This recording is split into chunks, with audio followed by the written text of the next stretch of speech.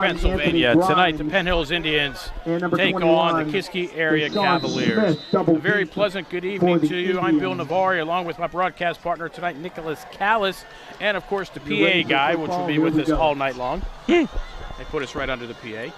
Kiski kicking off. The Indians get the ball to start tonight's contest. A short kickoff. Around to the 42-yard line. That's Howard with a return. Picked up by Dallas Harper, and he'll get out to the 44-yard line. On that return. After the touch out front. Indians will start at their own 44-yard line. Field position to start their first drive at their own 44-yard line, 1st and 10.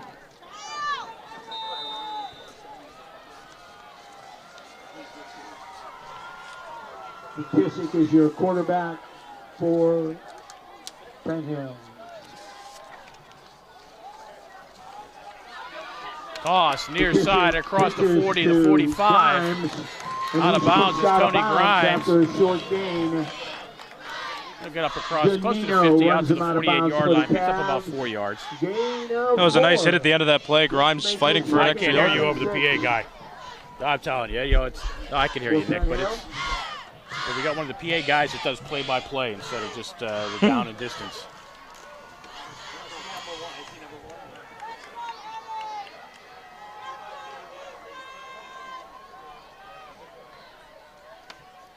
McKissick from the shotgun. Grimes comes in motion from behind him. Just a straight drive. McKissick up to the 50-yard line. Jamar Howard. Howard again picks up about another 2 yards. And the Indians will be looking at about a third down and 4. Third down and 4. Jack Giltz at the bottom of that blue pile for the Cavaliers. Third down and 4.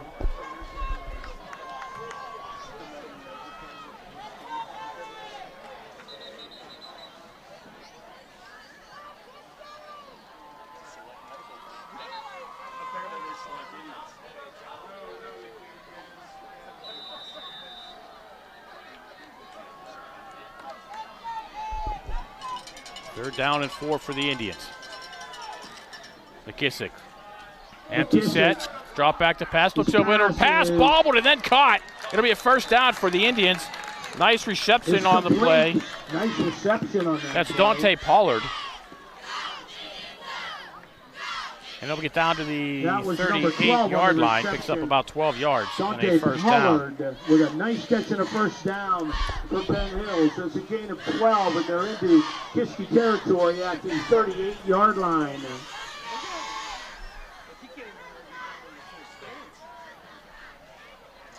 McKissick has Howard to his right, loses the football, and the Cavaliers will have it at the 40-yard line. Recovery.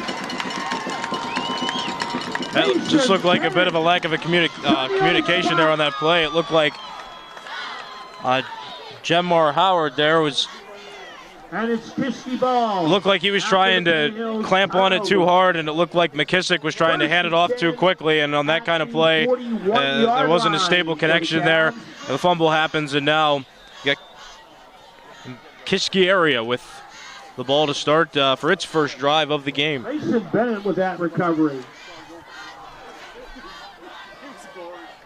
Now the Cavaliers will start off with the quarterback draw, Kenneth Blake, for about 4 yards.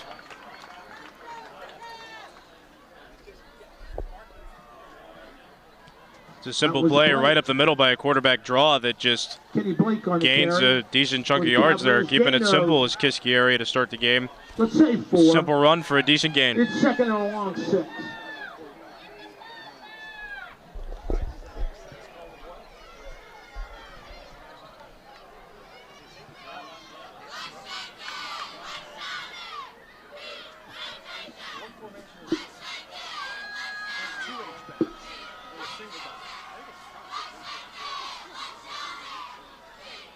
Blake again, Luke Lander in a quarterback. Blake again. No gain. In fact, he might lose a yard. We'll call it 3rd and 7. Brown on the Clock stop. running, approaching 9.5 to go here in the opening period. We're a scoreless Penn Hills third down. and Kiski area, live on the Trib Live High School Sports Network. Nicholas Callis along with myself, Bill Navari. Great to have you along on a beautiful night here in western Pennsylvania. We've been fortunate so far this year with the weather, Nicholas. 75 degrees out right now. It's a very comfortable temperature for us. I don't know about them, though, down on the field with all the pads on.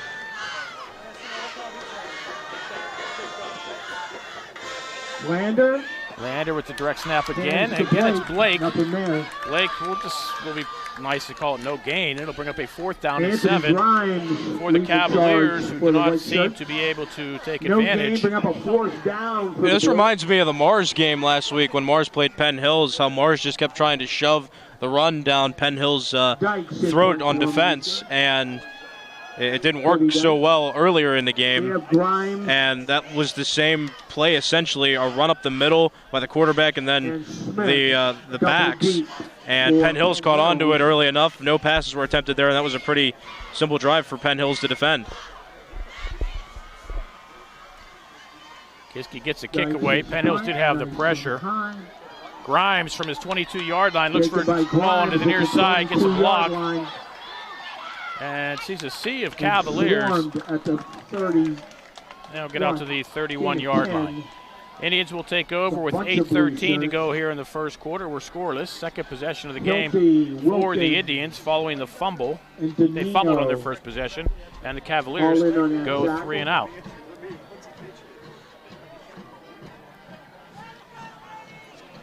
And the Indians setting up shop at their own 31-yard line. 1st and 10.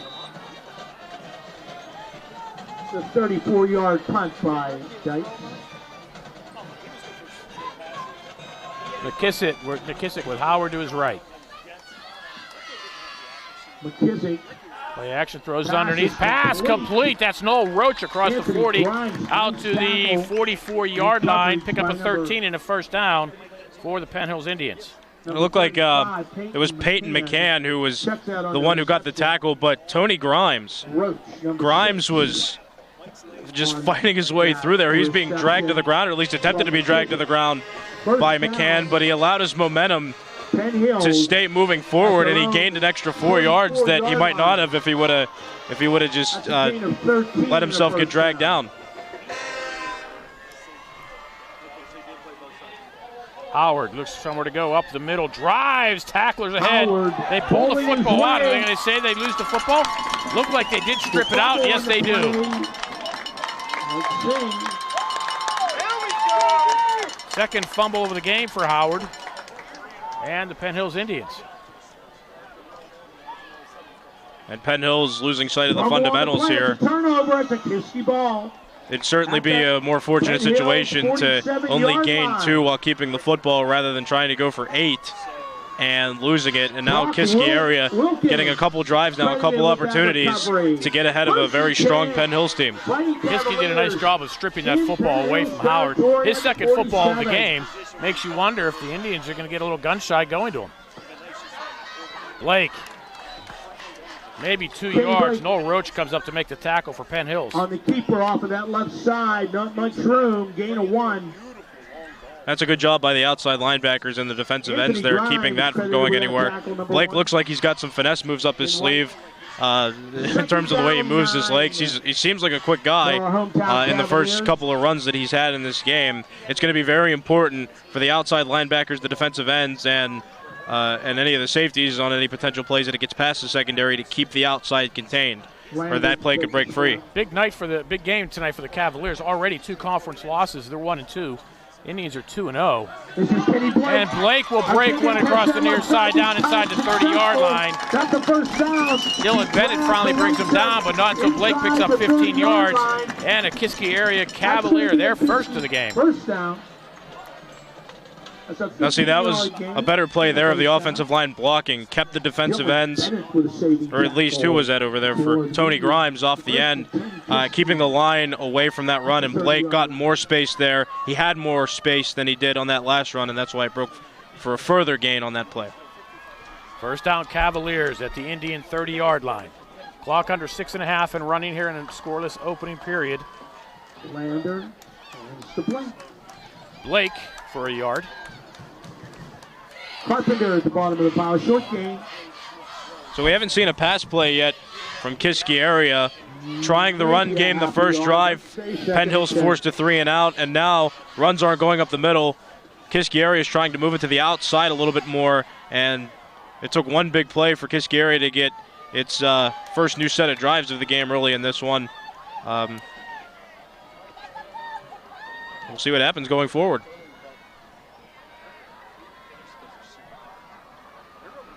Lander will roll to his right, looking downfield. He's going to keep it himself across the 25 and gets out of bounds at the 25-yard line. Picks up about 5 yards. And it'll be 3rd and about 4, maybe 5 for the Cavaliers. Nothing more annoying than a PA announcer that does play-by-play. Gain of, let's say, 5. Back to that play, though. That's a good job there on the wide receivers on the right side. That's where wide receivers are important on a run. And this is another fundamental football thing. If the wide receivers are blocking the defensive backs on the outside, or the outside linebackers are trying to make a play, then that allows for an outside run like that to work. 3rd, and we'll call it 5 for the Cavaliers. Direct snap from Blake. Short gain up the middle. A lot of white shirts there. And it'll bring up a 4th down. 4th, we'll call it 4. Cavaliers will keep the offense on the field. It's a long field goal, and you're not going to punt inside the 25. Of course not. Let's say 4. You could theoretically, but, well, in this situation, you'd only be 4 yards. Yeah, you get about 4 yards. I mean. Kiski area chewing up a lot of the clock, too. Penn Hills has had the ball for roughly a minute in this one. There's 4:28 left in this first quarter. So that's about 8 minutes, roughly, that Kiski area has had possession of the ball.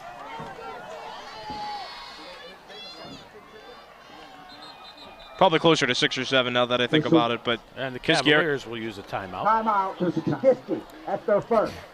Kiski area has been dominating possession, and that's all to the credit of Howard fumbling the football a couple times on Penn Hills' first 2 drives. The Kiski area football boosters would like to remind you that all Kiski area merchandise is sold prior. But we've seen a couple pass plays from Penn Hills along with a couple runs, but Kiski area has not thrown the football yet in this game.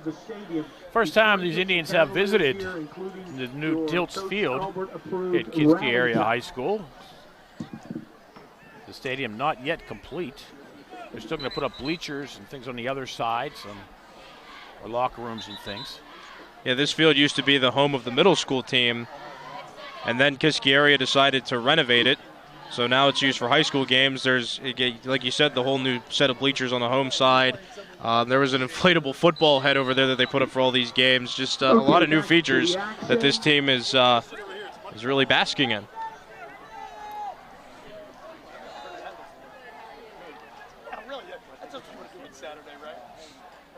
Play comes this way, gets stopped by the Indians for a big loss. Anthony Grimes with the initial penetration. In the backfield by and Blake will lose about 6 yards on a 4th down play, and the Cavaliers will turn the ball over on downs. 2 turnovers in the game, and the Cavaliers unable to take advantage of either. Down he goes.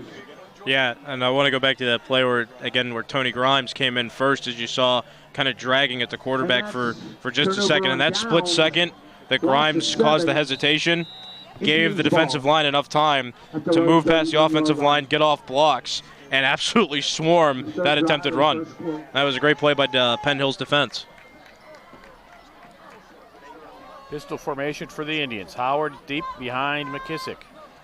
And the Indians lose the football again, but McKissick is able to fall on it. On the ball.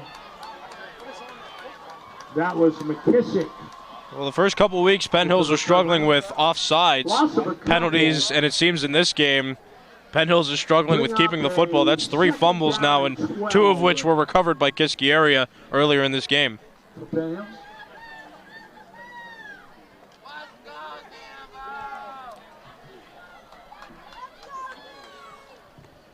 5 receivers set for the Indians. Grimes and Roach to the near side. McKissick will look this way over the middle. Throws. Has 4 receivers behind the defense and overthrows them all. Incomplete. And it'll bring up a 3rd down and 13. There were 4 receivers there. All behind the defense, and they weren't able to connect. That would have been 6 had he. Well, there was an 80% chance that one of them was supposed to catch it. will bring Smith.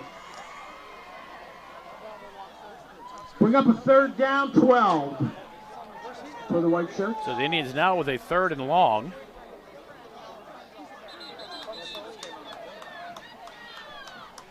Officials say to reset the play clock.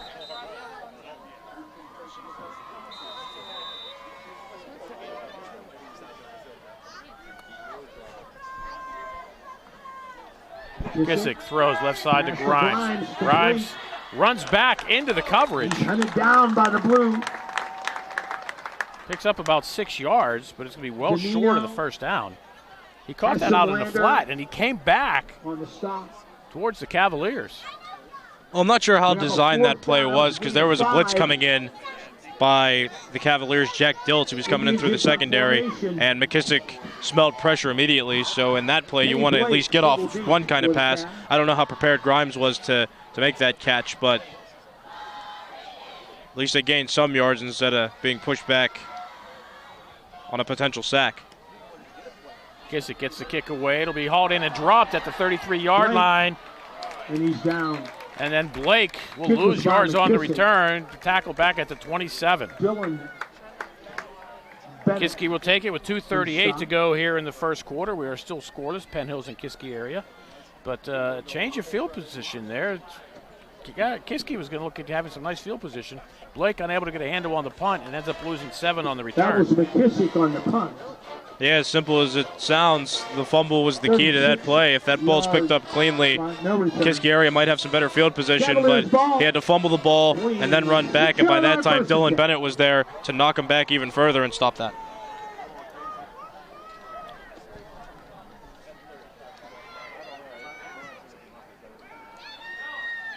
This is Luke Lander. Lander comes to the near side, breaks one across the 40 to 45, and he'll be wrapped up out of bounds and brought down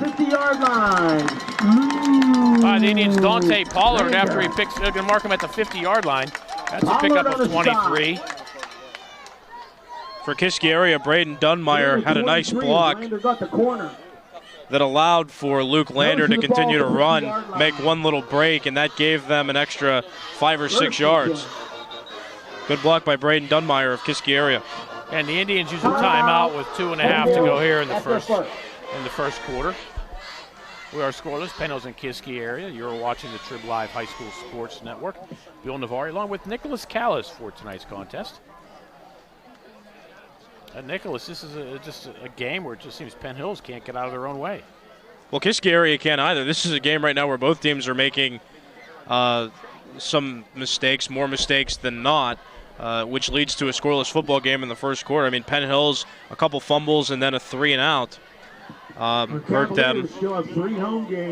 And then for Kiski area, getting the ball now for the 3rd time on its 3rd drive, and it's been run plays for the entire game. Now, the run plays started working on drives 2 and 3, but in that first drive, it was 3 straight runs up the middle and then a punt. All 4 passes in this game were by the Indians. They are 3 of 4 passing here in the quarter. Blake will be sacked back inside the 40. Lander. That's Anthony Grimes. They're going to mark him at the 40 for a loss of 10. Grimes coming in on the blitz, able to bring him down. It's a loss of 10. And that's a good adjustment there by the Penn Hills defense and the coaching staff, knowing that Luke Lander was having success on the outside, bringing a blitz from that outside linebacker position, and Tony Grimes was right there, had clear space to come in, blitz, get in the backfield, and stop that run by Lander before anything developed.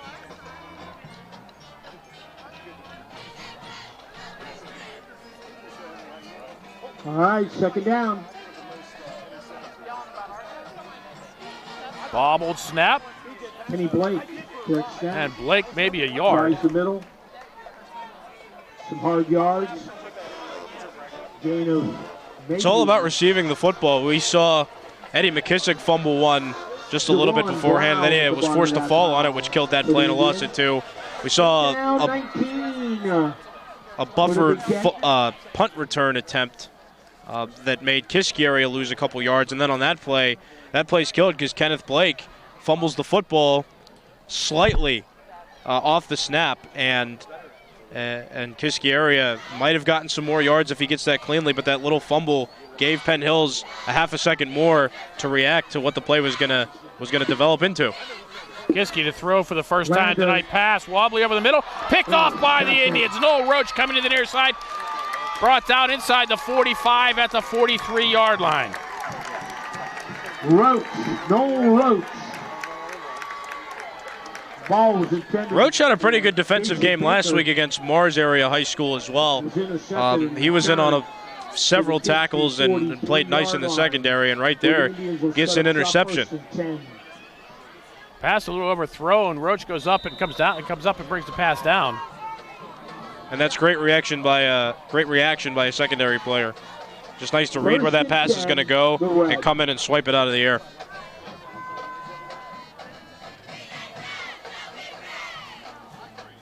Howard straight up the gut, looks for somewhere to go across the 40, down to the 39-yard line, picks up about 4. To a crack. Hesseman Dunmire on the stop. Gain of 4. Second down. Indians will need to snap another one before the quarter ends.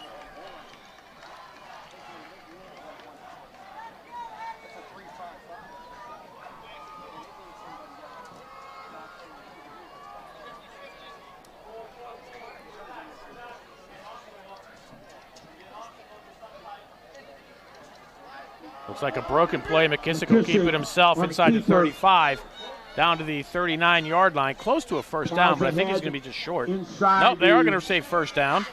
35-yard line to the 33. He turned to his right, looked like he was going to hand off the ball, but there was nobody there. Well, the problem was that Howard kind of ran in to McKissick, and I can't say for certain what that play was going to be, but it seemed like Howard was supposed to get the handoff, but since Howard ran into McKissick, McKissick was forced to go into plan B and just take it himself and try to salvage any amount of yards.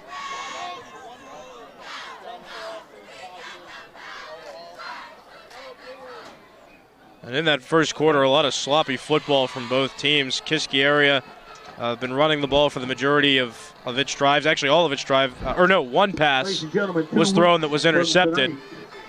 And for Penn Hills, just fumbles, plays not going Penn Hills' way. And 2 weeks from tonight, October the 4th. Through one quarter, we're still scoreless. Kiski area definitely controlled possession for the majority in that first quarter.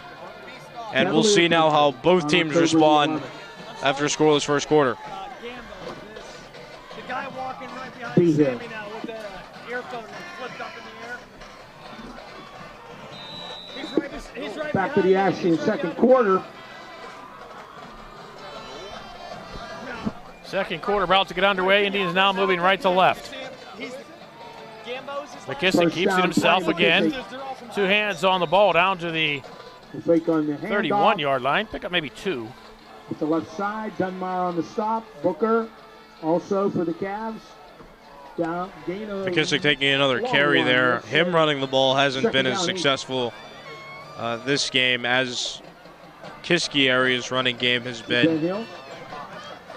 Penn Hills has to try something new coming out here against Kiski area in the second quarter because Penn Hills has lost its opportunities to fundamental errors. What they need to do is hold on to the ball. A couple of fumbles in the first quarter. McKissick, busted play, comes this way, and he'll be sacked. Back at the 41-yard line, a loss of 10. Luke Lander comes in to finish McKissick off. Loss of 9. And that's a play there where the defense wasn't fooled immediately after the fakes. The secondary just kind of broke in there. And McKissick looked like he was trying to roll, create some space. He couldn't do it because the secondary came in on him too much. And that was a great play by Kiski area's defense.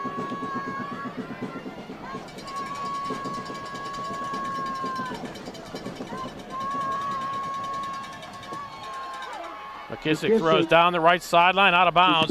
Neil Roach was the intended man, but it's going to bring up a 4th down and long for the Indians at the 40. I'm going to assume they would bring on the punting team. McCann on the coverage for Kiski area. Bring up a 4th down and 17 at the Kiski 40.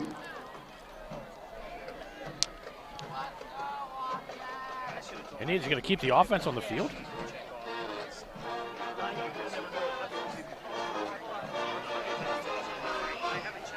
Yes, they are. Kiski is your quarterback for Penn Hills. 4th and about 17. Indians are going to run a play. Pass. A lot of Pass pressure, caught. complete. Noel Roach has it. Loses the football, but they're going to roll him down Passes at the 26-yard line. They pick up 14. They'll be complete. short of the first down. to Roach. But I'm thinking the Indians were, No Roach, look at that, if they don't get the first down, but it's as good as a short of punt. the sticks.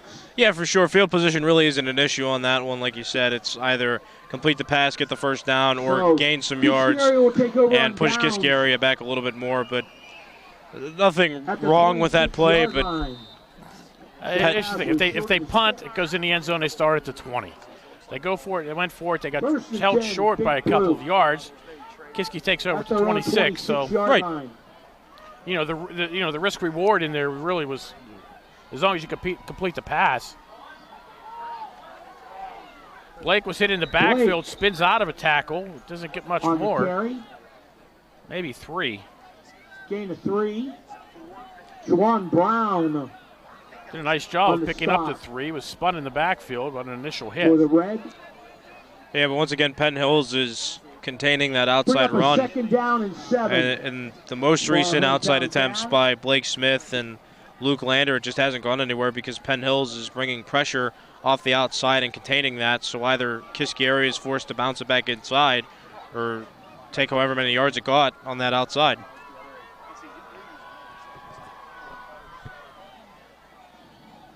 Lander takes the snap, hands to Blake Blake. again. For about another Struggles his 3. way off that left side again. For a couple yards, maybe 3. We'll call it 3rd down and 4. Terrell Porter, the bottom of the pile. Yeah, for Kiski area, the Indians. the runs aren't going. 3rd down.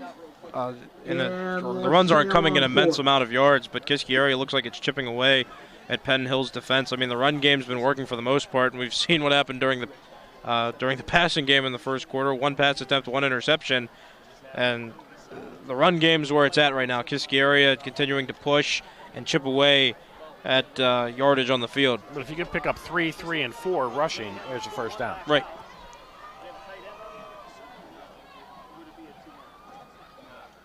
Direct snap to Blake. And Blake will have the first down and more. The pile is driven out to the 40-yard line. On a great effort. Yeah, Kenneth Blake, he showed us his finesse moves already in this game, running toward the outside, and on that play there, he was strong enough. Great effort. He was strong Picks enough up to the first continue down for the to Cavaliers. push and hold on to the ball and stay on his feet enough for Kiski area to get the first down. For a power Still scoreless here with right 8.5 left in quarter 2. Hopkins in on the tackle for the Indians. 1st and 10. Kiski at their own 40.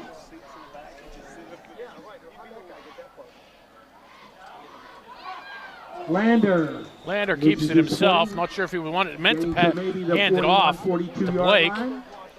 Maybe the read option, but he'll pick up maybe a yard. The Indians making a gain of. And that was an attempted fake play there. It looked like, to me, it was Second Kenneth Blake who was the decoy man, Let's say. but Lander faked a flinch toward Blake and then decided to take it himself. And that looked planned. Lander didn't reach that far into Blake's gut for that to be an attempted handoff to Blake. I mean, he really didn't put it in there to try to sell it. Kenny Blake, nothing there. We'll call it no gain for Blake. Off the right side. Featherstone. It was a half yard. On the We'll call it stop 3rd and a long for 9. Penn Hills. I mean, Penn Hills' defense is doing what it needs to do and stopping 3rd Kiski and area's 10. runs. I mean, again, the passing game unsuccessful for Kiski area, and Penn Hills has adapted to both the inside and the outside runs now, and Kiski area's either got to try something different or we're going to see some insanity in this game. Same thing over and over again with the expectation of a different result.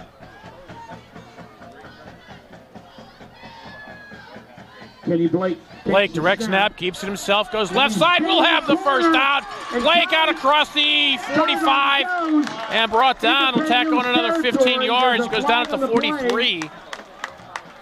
17-yard gain, and they're going to get another 15 out of it. I don't know if it's a horse collar or a face mask.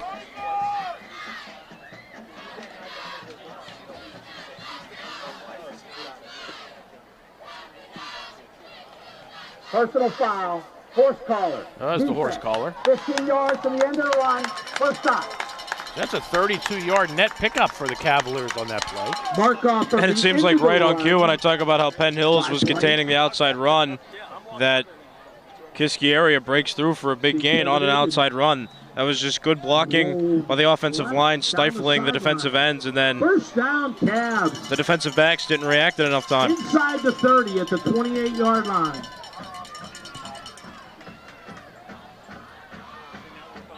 And the first penalty for the Cavaliers tonight, I do believe. Before the snap, false start, offense. 5-yard penalty, still first. That's only second penalty of the game, huh? Yeah, it's been a clean game so far. It's good to see after all. Penalty-wise, not turnover-wise. Well, yeah, I mean, Penn Hills wasn't jumping off sides as much as it had, or it still hasn't. I mean, we still got a whole game to play, but yeah, the fundamentals of fumbles are no good. 3 fumbles by Penn Hills, 2 of which were recovered by Kiski area. But penalty-wise, it's been a clean game to this point. Blake on the direct snap again. He's hit. Blake. And brought down at the trying to hole on that left side. 30-yard line. Featherstone. Yeah, it was Cameron Hopkins in there for Penn Hills giving the initial hit, and gain of maybe. There was an audible ooh from the crowd. He'll lose 3. That was a nice, clean, hard hit by Penn Hills. For the big blue. 5:40 left. Sakai wrapped him up. I mean, I think it was Hopkins that gave him a smack.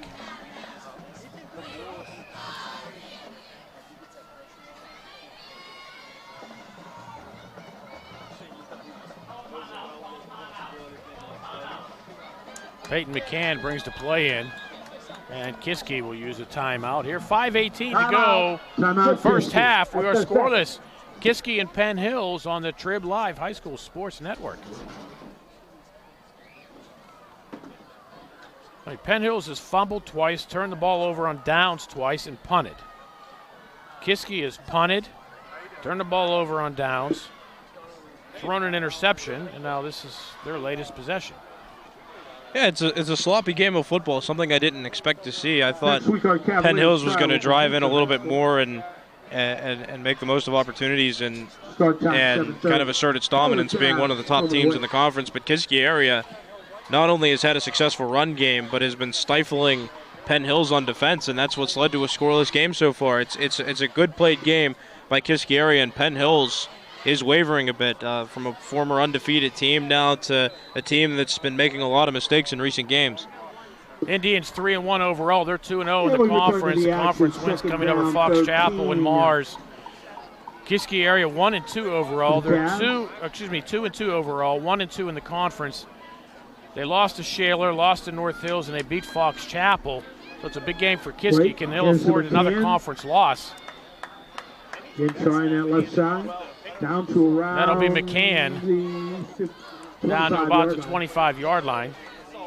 Bennett on the stop. Pick up about 5. White shirts. Then we have third and about 8. Make a third down and 8. Well, Kiski area converted a third down Cavaliers. last set before it got a first down, converted its last third down attempt. So on this one, the outside run's been working. Let's see if they try to pick up 8 with a play like that. Direct snap again to Blake, trying to get to the outside. Indians contain it. Corner. Run down by Noel Roach. They'll pick up maybe 2. In red and white. And it'll be 4th down and 6. Will bring up a 4th down. And like I said, it was an attempted outside run by Kiski area, something it tried to do last third down. And that time it didn't work. Penn Hills was wiser on that play on defense to contain that outside run and prevent it from breaking for big yardage. Kiski is going to try a 40-yard field goal. And the kick is up. Knight's kick. And the kick is good. Out of a hold from Kelvin Heinley.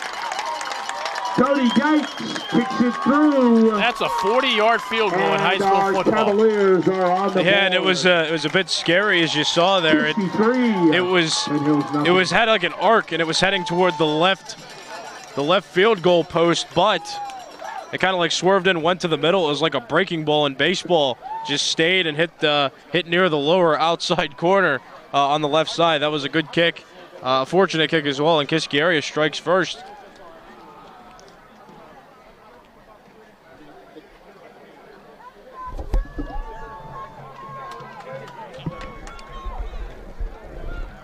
That drive, 10 plays. So the 51 nice yards. drive by the Cavaliers, aided by Off by a 15-yard personal foul 40-yard call and the field goal. horse collar tackle. Managed to get a 40-yard field goal. They're up 3-0 over the Indians. Indians trailed last week at halftime against Mars. 3:46 to go in the half here. Grimes and Smith. Deep. Kiski will squib kick it. Bounces picked up at the 21-yard line. This is Smith. And Penn Hills loses the football and the Cavaliers recover.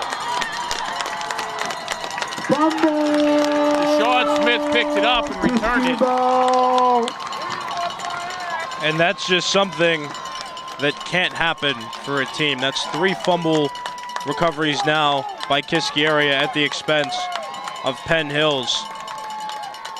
It's just been a season that it's looked like so far now where Penn Hills hasn't played clean football. Kiski area is taking advantage. Kiski area still has some weapons. And I talked about this in pregame that the running backs in the running game were a strong suit for Kiski area. Kiski area has proven that in this game so far. Scored first, and Penn Hills once again turns over the football.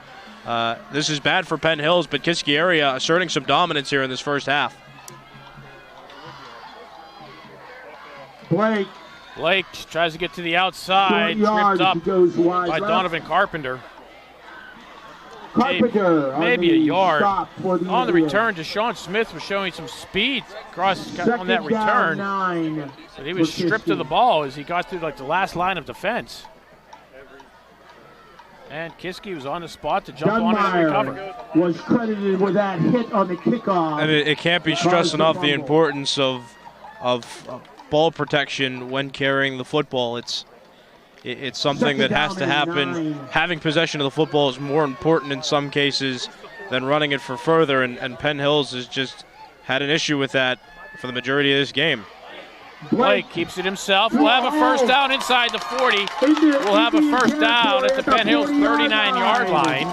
That's 13 yards for Blake. Everyone.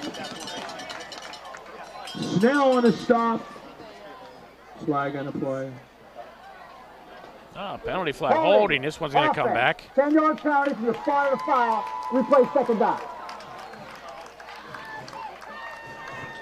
Well, still, despite one hold, Kiski area continuing to run it to the outside. Penn Hills had a couple plays where it was recognizing it well, but I wouldn't be surprised to see some more outside runs by the combination of either Kenneth Blake or Luke Lander. So instead of a 13-yard pickup, that's a 10-yard penalty. It's a 23-yard net loss on the play compared to where they would have been. So now it's a second down and 20. I'll call it 19.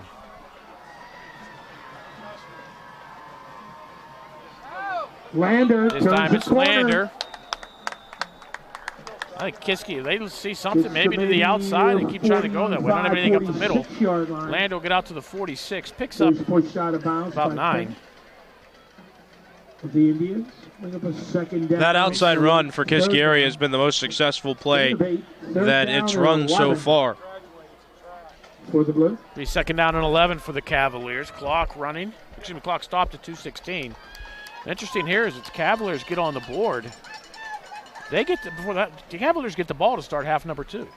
Now, we ran into the same situation last week with Mars, with Penn Hills, because they came out with an opportunity with a 7-0 lead, and Mars just collapsed. Third down. Blake again to the left. Looks for somewhere to go, and the Indians will stuff him after a pickup of maybe Stood up at 2. around the 48-yard line. And And that's it'll bring for up a third sign. and about maybe 8 or 9. Smell. Oh, excuse me, it's 4th down. And speaking of Penn Hills Porter on the striking stop. at halftime last week, there's always something about halftime speeches, and there's always something about halftime, relaxing and reassessing situations that can really turn a team around. Penn Hills needs a bit of a time to reconstruct plays and to analyze what's going wrong. At the same time, relaxing and fixing the fundamentals that have gone wrong for this team. Again, Set the clock to. was it 4 fumbles?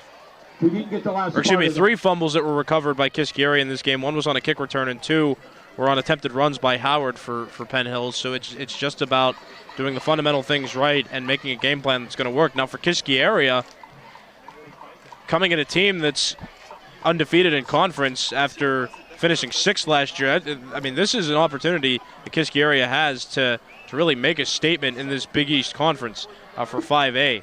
Okay, back to the action. There was a timeout on the field. The clock was stopped at 2, and now they're going to reset it to 2:10. Kiski will come on to punt.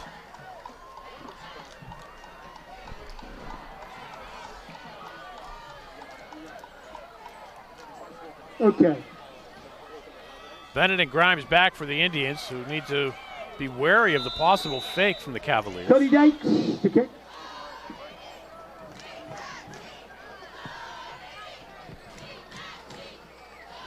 Kiski does kick it away. It'll be Grimes from his own 21-yard line, and Kiski does a nice job of making the coverage. Grimes gets away from it, and we're going to roll him down. Stopped his progress at the 21-yard line. Grimes receiving that punt under a lot of pressure by the blue shirts.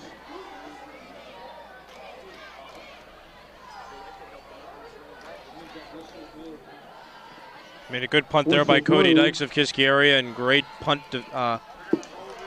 return coverage by Kiski. Prevents Penn Hills from getting good field position on this one, and now Penn Hills only has about 2 minutes to score. At their 22-yard line. 78 yards to go for the Indians in 1 minute 57 seconds.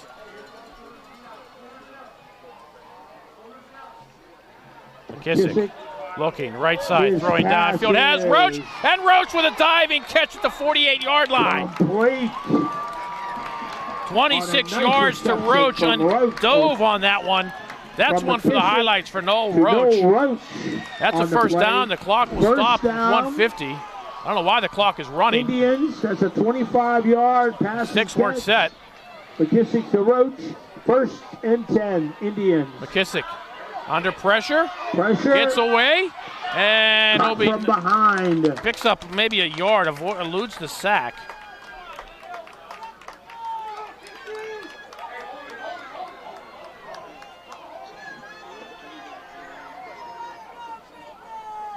Dunmeyer credited with that stop.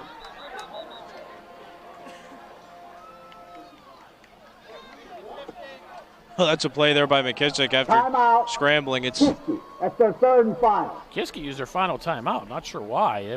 Clock was running. And they gave Penn Hills a chance to talk it over with 1:15 to go. They have a 2nd and 8. They are at their own 47-yard line.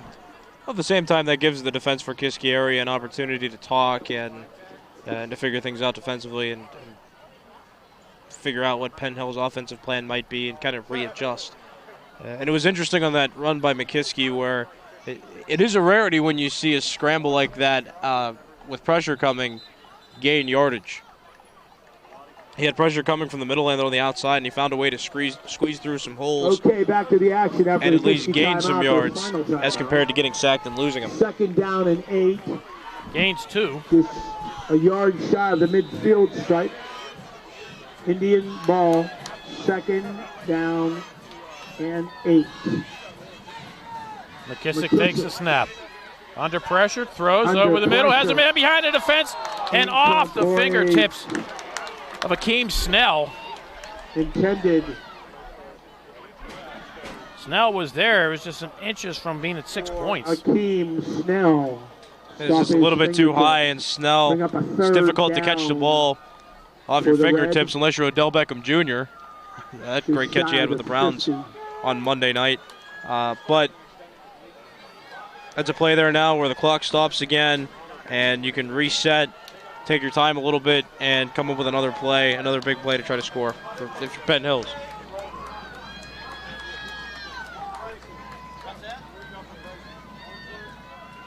McKissick will roll to his right, looks under pressure behind, gets the pass away as a man behind the defense, and it's caught and out of bounds. Complete. Goes Dante Pollard. To Pollard. For Kiski. First down. Unfortunate for Kiski because he was behind the defense. If he didn't go out of bounds, that was 6 points. 14-yard line and a first down. Well, on there, number 16 for Kiski area on your screen, Francis Danino fell down after he was trying to complete his coverage there, and that allowed space for the wide receiver for Penn Hills to get that huge chunk of yardage. 10. Clock stops with 1:01 to go. Indians.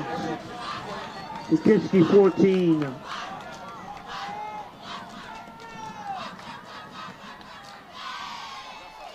McKissick will roll to his right, throws into the end zone, and it's dropped by Anthony Grimes. Went between him and Noel Roach. Well, Roach touched it first, and then it went into the gut of Tony Grimes, both of which didn't react fast enough to secure that one. That leads to the incomplete pass. Second down. It's interesting to see McKissick starting to roll out. So far, he stayed into the pocket, but those last few plays, he's rolled out to his right and then heaved the ball downfield. Let's see if the Indians pull something like a quarterback draw here. They have Howard to McKissick's left. McKissick drops into the end zone, has a man, touchdown! Penn Hills, Dante Pollard calls it in the left corner of the end zone. That's 14 yards and a touchdown for the Penn Hills Indians. And that's a play there for Pollard where you have nice soft hands, you receive the ball, you don't force it, catching it over the shoulder, keeping the eye on the football. All the right things done on that play, and it was a great pass by Eddie McKissick, and now Penn Hills has the lead, and pending an extra point, it'll be 4 points. Talked about the Indians having to go 78 yards in a minute 57. They went in a minute 5. Silverman's kick is up and good. Kiski area will now have 52 seconds 7 or Cavs 3 to try to do something. Well, and that's when your team is run heavy, where you might be at a disadvantage. Again, we saw it with Mars last week, trying to run the ball, and after trying to pass one time, an interception was thrown. It's difficult when your pass game isn't working to drive down the field, and Kiski area is dealing with that problem now. Does the team trust its running, or does the team trust its quarterback to throw good passes and break down those huge chunk of yards to be able to score again? Or does it not trust the running game and rely on that? No, here's the thing here. Now, knowing that Kiski is pretty run heavy and had trouble throwing the ball, so they've had one pass, one interception. Now, if you're Penn Hills here, do you think about maybe some shenanigans? Kenny Blake. We'll give Kiski the ball with no timeouts and 50 seconds to go at midfield. You stay. Or are you going to kick it away here? Kiski gets the ball to start half number 2, so that's Penn Hills has to stay cautious here for that reason, and if field position isn't good for Kiski area, just stay back, make good plays, don't allow another touchdown to be scored here. Penn Hills did not use a single timeout on that. This is Blake on that from the drive. 2-yard line. Kiski from the 2. He's bounced at the 24. And they'll get it down about the 25-yard line. That was Blake. Smith on the tackle. Deshaun Smith the white shirt. made a nice hit there on Kenneth Blake. And Penn Hills has had a couple noticeable tackles and hits where it just makes you excited to watch football. First and 10. Hard contact. Kiski at their 25-yard line. Now, what do you do if you're Kiski? You just try to be cautious, or do you try to get something here? it's all about trusting the personnel. And if a team trusts its personnel enough to throw passes and gain yards, then that's what the team's got to go with. Now, if it doesn't, and the run game doesn't work, then you're losing out on scoring and losing out on an opportunity. Hands to Blake. Blake will lose 2. Loss of a couple. Kiski doesn't need to run another play if they don't want to. I see the coach is leaving the booth, so I'm going to assume they're not. Right. Well, yeah. It doesn't look like the players are in any hurry to. Players aren't in any hurry either to run a play, evidently, here on the field. So with that, it might be the end of the first half here. And they will let the half wind down.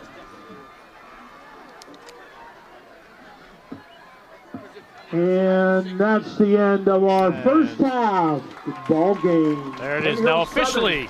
The first half is over. After one half of play, the score, Penn Hills 7, Kiski area 3. Second half action coming your way after we see the bands here on the Trib Live High School Sports Network.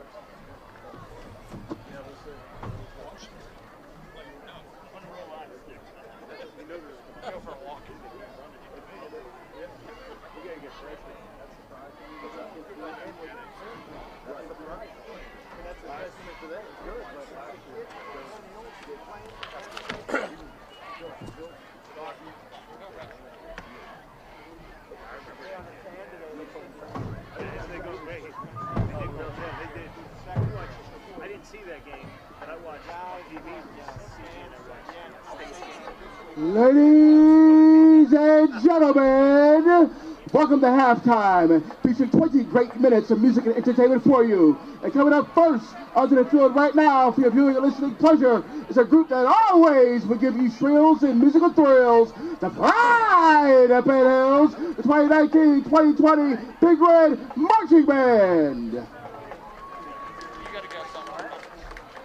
This year they're paying tribute to one of the best rock groups over the past 35 years, 2018 Rock and Roll Hall of Famers, Bon Jovi, in their breakout 1986 album, Slippery When Wet. The band opens their show with Bon Jovi's first song to hit #1 on the charts.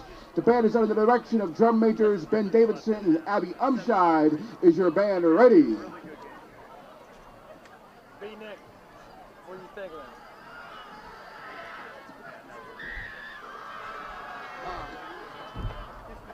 It looks like they are. So now it's time to clap along as the band lays down on a bed of roses and shoots to the heart with You Give Love a Bad Name.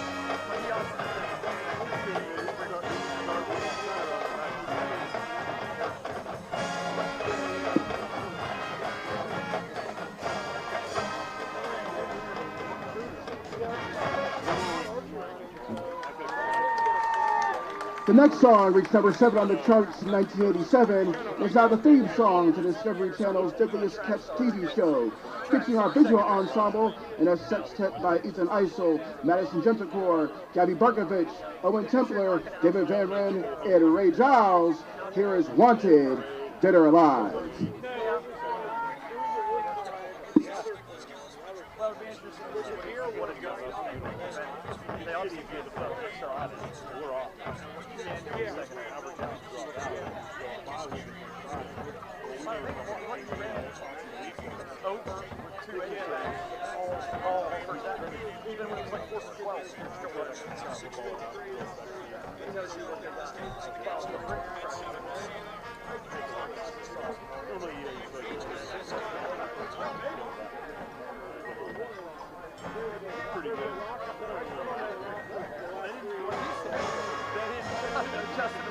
Is that coaching or is that area?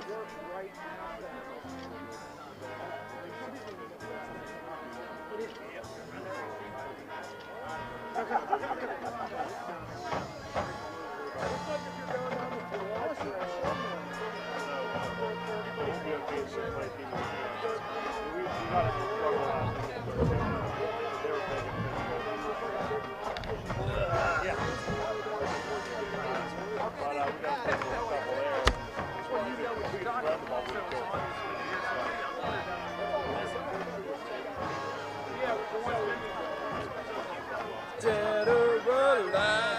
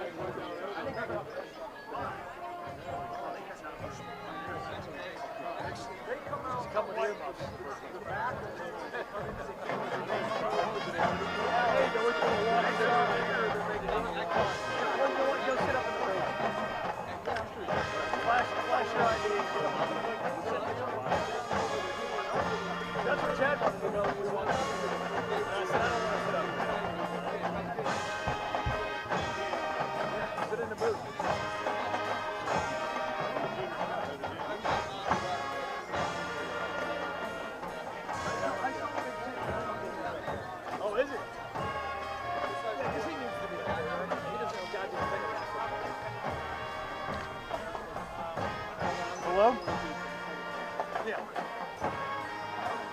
I'm not singing. Oh, otherwise you can hear that.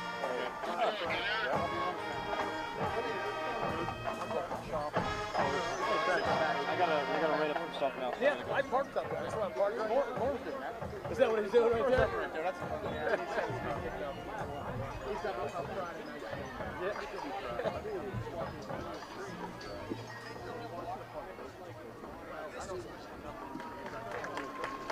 Finally, no tribute to Bon Jovi can be complete without hearing the band's signature song. It reached number 1 in 1987. Going down a blaze of glory, it's time to hold on to what you've got because we're halfway there. Here's Living on a Prayer. She feels like, hey, I should support. Yeah, and the kids love her, so I see why she would be here.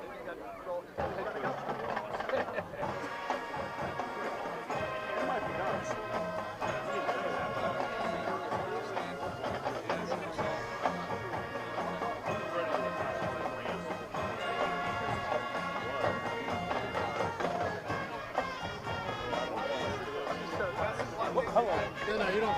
Nope. Okay. Just tell him I set the stats. See if he got it.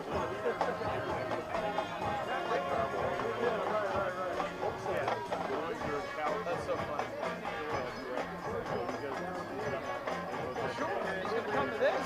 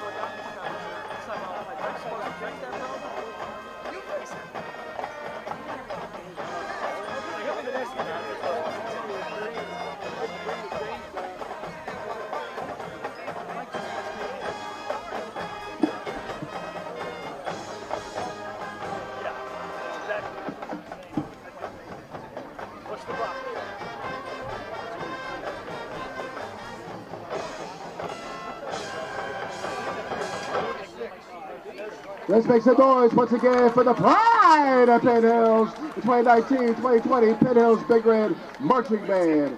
The band is led by Tiffany Szynski, assistant directors are Lauren Fitzroy and David Staymates. Visual ensemble instructor is Olivia Kanowski, and rhythm instructor is Dina Perlick. Percussion instructor is Dave Kirby. Visual ensemble captains are Destiny Makonda and Rihanna Bumbau. This is the voice of the band, Eric Cooper, saying thank you so much for your attention and support this evening. As Bon Jovi would say, have a nice day. And now we're going to turn over to our announcer, Matt, to hear the sounds of the group that was with us 2 days ago at the Out of Kiski Band Festival. Here's the Kiski Marching Band. Thank you.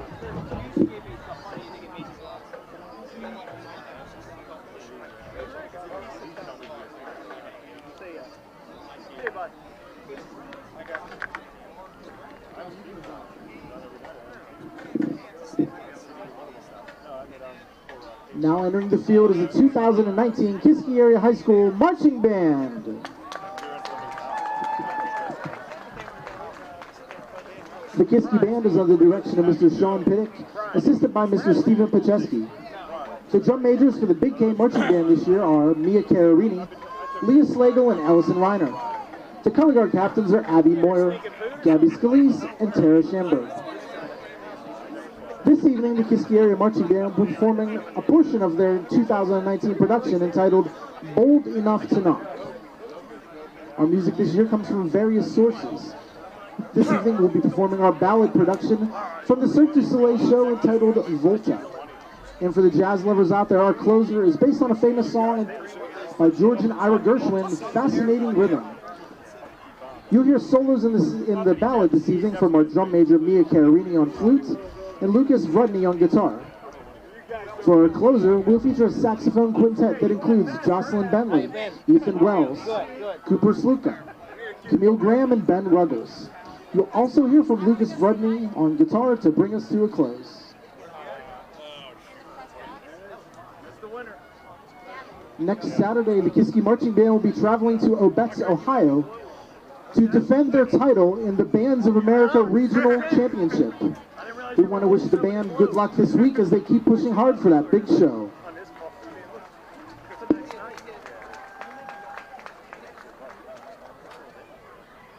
Oh, yeah, over here, man. When we first walked up here, this was all open. No. Well, yeah, they do. I mean, sometimes. The person makes free lecture on you, so you come in and go, I'm taking this class. And then they go, why are you taking this class? I'm taking it because, Yes. you know, me, like you couldn't put it in your schedule. School takes. I remember we went down and we're like, whatever, I'll catch up. that's pretty nice.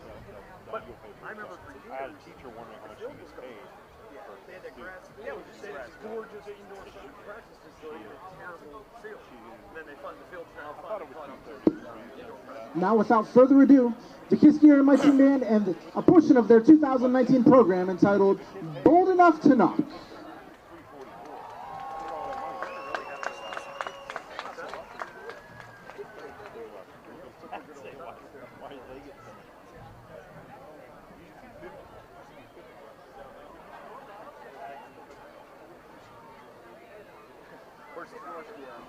Take care of it. Get that IT going.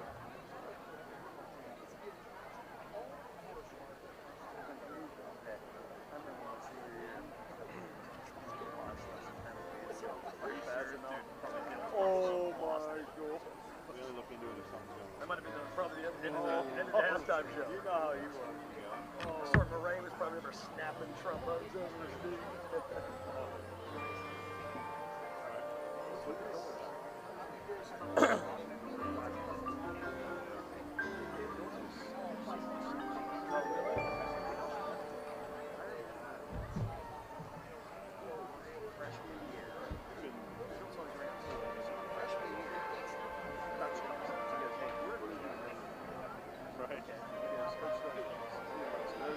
Yeah, because they're thinking about going to a 5 next year because they got all those 8.5 linebackers. So, How about I just check it all?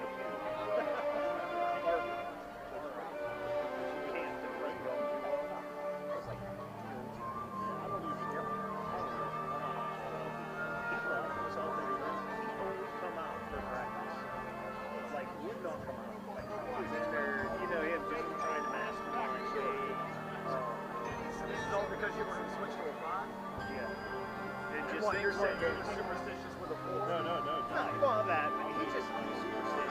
It's just kind of his own way of doing it. And all those coaches, they wouldn't go get drunk and like,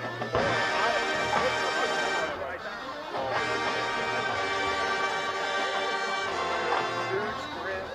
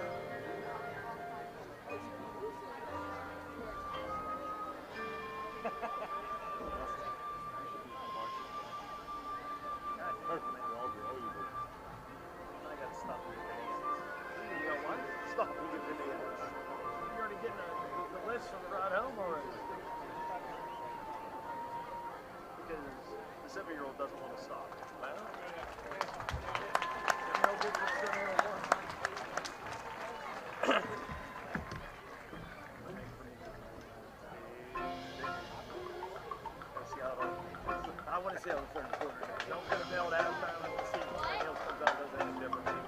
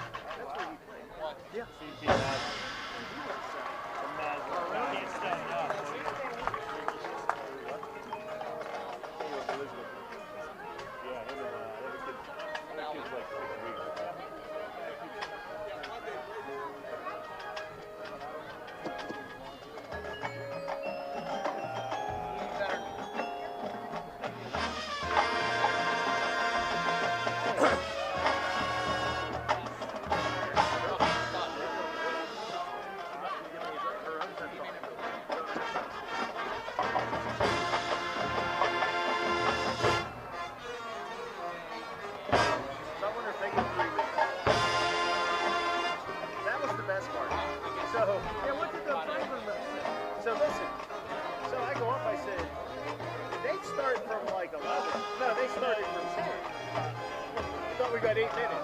He goes, well, every school is different. He goes, so you get 7 minutes, and you get 3 minutes of. Our guy was talking about lawyers, and he has to make sure he gets 3 minutes. And now you're saying everybody's different, they can do what they want.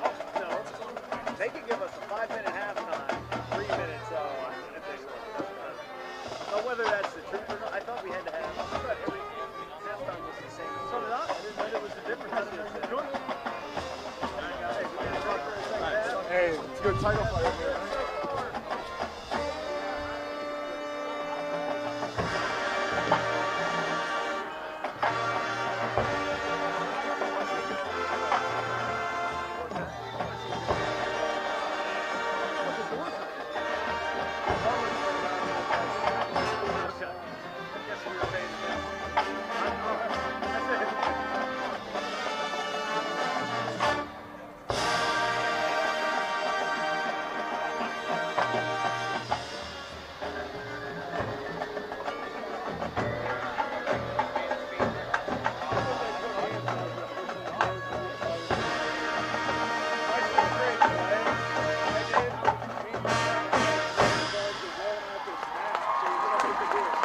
Ladies and gentlemen, your Kiski Area High School Marching Band.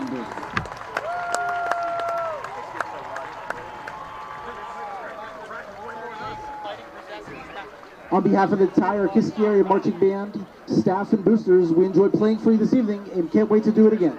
Thank you and have a great night.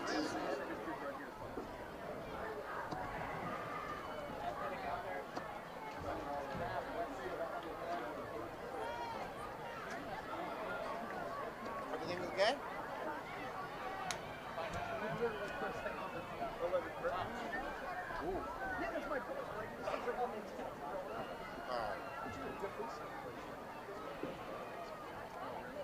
No. I told you we did. What? Pizza and hoagies. Are you going to pizza and hoagies? I'm going to go see. Good, great, Nick. Let's do it. Warm up.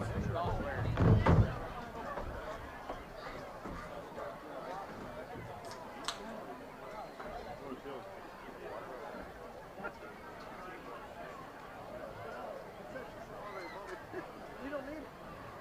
Coach, you're here to get warm up because you're dressed exactly like all the coaches. So they're not going to know the difference.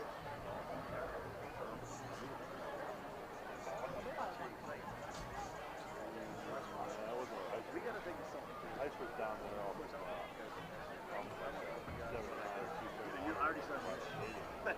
You've been already approved your Dude, listen, this is Get off We might make that thing. Get up McKnight Road.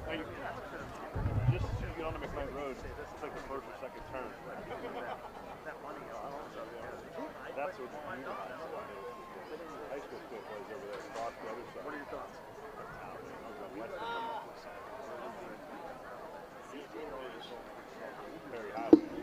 Ladies and gentlemen, today's game is being broadcast on the Trib Live High School Sports Network. You can listen to the game anytime you want on your computer or on your phone by clicking on tribhssn.triblive.com. That's tribhssn.triblive.com. The exclusive home for the 2019 WPIAL football playoffs is the new Trib Live High School Sports Network. Thank you.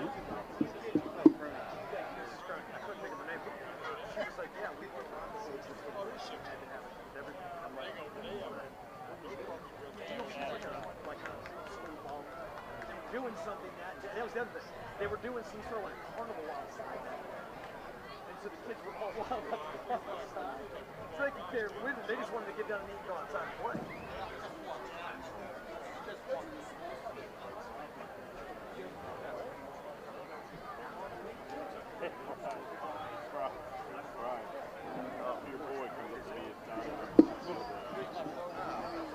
Ladies and gentlemen, I have the 50-50. I have the 50-50 number. Give you a chance to get it out. It's a white ticket. It's worth $453. That's your cut. 4:53. And the football boosters, thank you for supporting Scholastic Sports. And now here's the number. 344 So I'll throw those in 441. 344 441 is worth $453. 50-50 football boosters, thank you for supporting Scholastic Sports. If you have that ticket, please come on up to the press box. We have your money. 344 441. Thank you.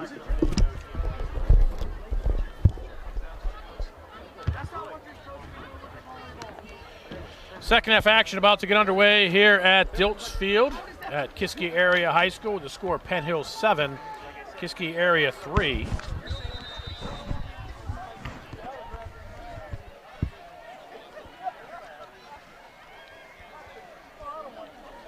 Let's go over a couple of stats here right after the half. Kiski deferred first half and they get the ball. Kickoff taken at the 5. That's Blake across the 15, the 20. Nice return across the 20, out to the 23-yard line. 23-yard line. Talked about rushing for the Kiski Area Cavaliers in the first half. 86 yards rushing.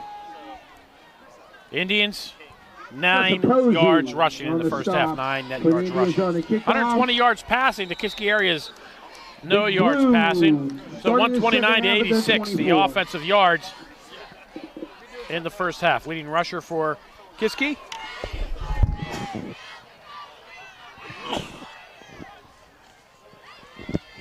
Lander to Blake. Was Kenny Blake for 64 yards, and Blake gets things started to start the second half for a yard. That'll get him up to about 65 yards there. Hopkins. Nicholas Callis. Cameron Hopkins.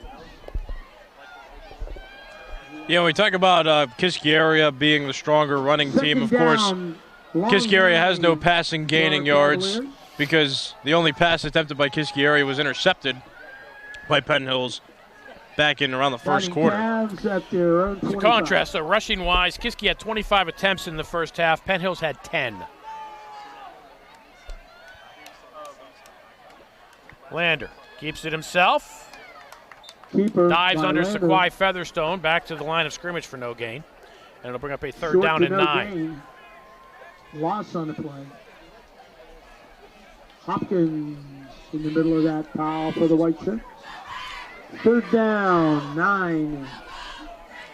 Coming up after the game, it's the WPIAL Football Scoreboard Show with Don Rebel from the Excella Health Studios at the HSSN World Headquarters with all the scores and recaps from Week 4 of the 2019 WPIAL football season.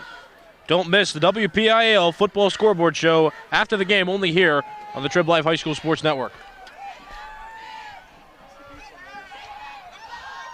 Third down. Lander will hand off to Blake. And Blake for about 2, maybe 3 yards. We'll give him 3. Short gain out to. And it'll bring up 4th down and 6.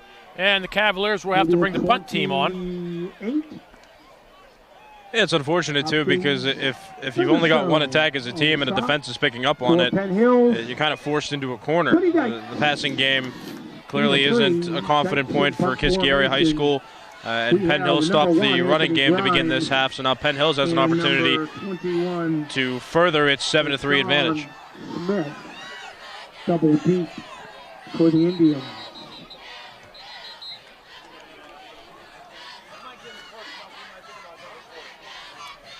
Not sure what the stoppage of play here is. Legal substitution against Penn Hills. Defense, 5-yard penalty, still 4th down. It'll be 4th and a yard after the penalty. I think if you're Kiski, you're going to keep the punt team on. Markoff takes it out to the 33-yard line. Well, at the same time, a run, it's easier to get a yard on a run than to get 5 or 6. But at the same time, if the play's lost, then field position is well in Penn Hills' favor.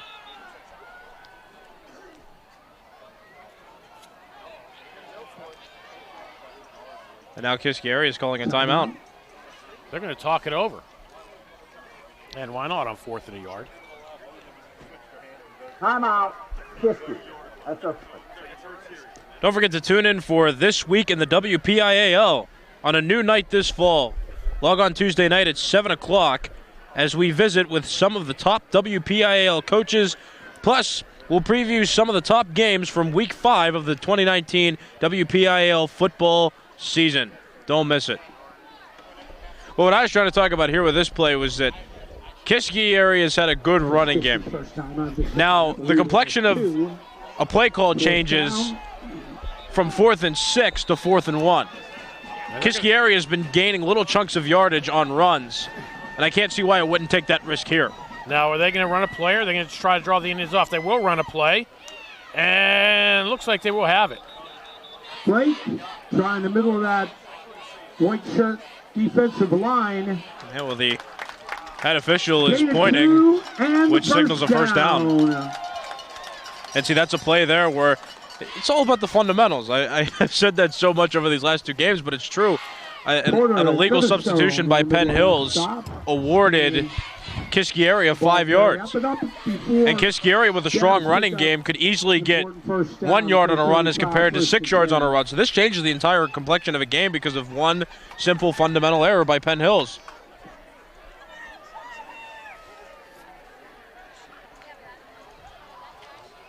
And Kiski loses a handle on a snap, and Lander turns it into a 1-yard pickup. Give credit to the kid. Snap was a little low. Lander had trouble initially. Fortunately for him, got a good bounce. Yeah, whenever that ball's fumbled, it's, just because of the way the football is shaped and the nature of the game, that ball could go anywhere once it hits the ground. But it's always good to get those fortunate bounces that allow you to keep possession of the football. It's a scary moment, but once you secure it, the weight of the world's off your shoulders. Penn Hills 7, Kiski area 3, 8.5 on a running clock to go here in quarter number 3. Another low snap. And Blake falls on it. I think the Indians there were fortunate not to get a personal foul call against Dante Pollard. And 13. That's when, as a quarterback, you kind of got to become a catcher in baseball. As soon as that ball hits the ground first, your main focus should be to block it, keep it in front of you, and then fall on it, because it could very easily get behind you, and someone quick on the defense could run past and pick up that football. Keeping control of it is super important on a hectic play like that. Again, direct snap to Blake. He's wrapped up and hit in the backfield and manages to get to the line of scrimmage, held for no gain. Again, Porter. And it'll be another 4th down for Kiski area. On the stop for the Indians. Kiski's going to chew up about 5 minutes of this third quarter here on the opening possession. Yeah, and it seemed, too, that Kiski area was dominating the possession game in quarter 1 and 2. It's just keeping the ball and having possession of it can be big because you're limiting Penn Hills to opportunities, and Penn Hills has not made the most of its opportunities and isn't too far ahead in this one. Kiski gets the kick away, fair catch called for. And getting out of the way was Grimes. Grimes pointing to the officials saying Kiski interfered with him. And the ball will go out of bounds at the 27-yard line. I think Grimes might have had a bit of a beef there. It's that punt, no return. But nothing was called. 41-yard Indians will start at the 27-yard line. Offense taking the field for the first time here in half number 2. Again, 9 yards rushing in the first half for the Indians. Eddie McKissick, 7 of 11, 120 yards and a touchdown throwing-wise in the first half. Leading rusher for the Indians in half number 1 was Jamar Howard with 11 yards. McKissick will throw, going long ball right away for Noach, who hauls it in Kiski territory at the 45-yard line. 28 yards for the Indians and a first down. Second long reception of the night for Noel Roach. who had three receptions, 63 yards and a touchdown. Excuse me, that was Pollard. He had 3 for 52 in the first half, and now you can add another 28 onto Roach's stats. He's up to 80 yards. McKissick again throwing down the sideline. Again going for Roach, but too far. And just like that, field position changes. Yeah, and that's something that we saw a little bit from Penn Hills toward the end of the second quarter, is that connection from McKissick to Roach down that far sideline. If it works, keep running it. And you saw it there, back-to-back plays where there was just a fade down that far side of the field. That's not a bad idea by Penn Hills if that kind of play is working. You're getting big chunks of yards and saving time. Howard to McKissick's left. McKissick's going to throw. Looks left this time, over the middle, throws behind Grimes, who's covered step for step by Blake. That was Kenny Blake. And now after that big gain on first down, the Indians looking at a 3rd and 10. On the pressure. Yeah, and on that play, it looked like Snell had one route in mind and McKissick was expecting him in another spot. That's just one of those plays as a quarterback where you trust that the receivers are going to get there. You're trying to run a quick slant. It's an easy way to keep the defense off guard because the defense can't react in time, but Snell it was Tony Grimes who just wasn't in the right place, and the pass went incomplete. For the white shirt. 3 receivers to the near side. McKissick flushed out of the pocket, throws downfield, gets the pass away, and it was intended for Grimes, goes out of bounds. Incomplete, not out of bounds. Now the Indians with a 4th and 10 at the 45-yard line of the Cavaliers. And that's amazing strength and agility by a quarterback in Eddie McKissick. So it's amazing to be able to roll out of the pocket and throw on the run a pass that far. It was about a 45-yard pass downfield on that far sideline. That's impressive, and that's a great sign of athleticism for a quarterback.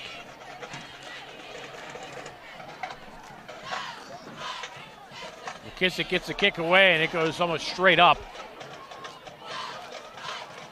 Hits it to 30, and pretty much goes dead there. High punt. 15 yards net on the kick. At the Kiski 30. Interesting on the 1-yard line, 30-yard line. Time of possession here.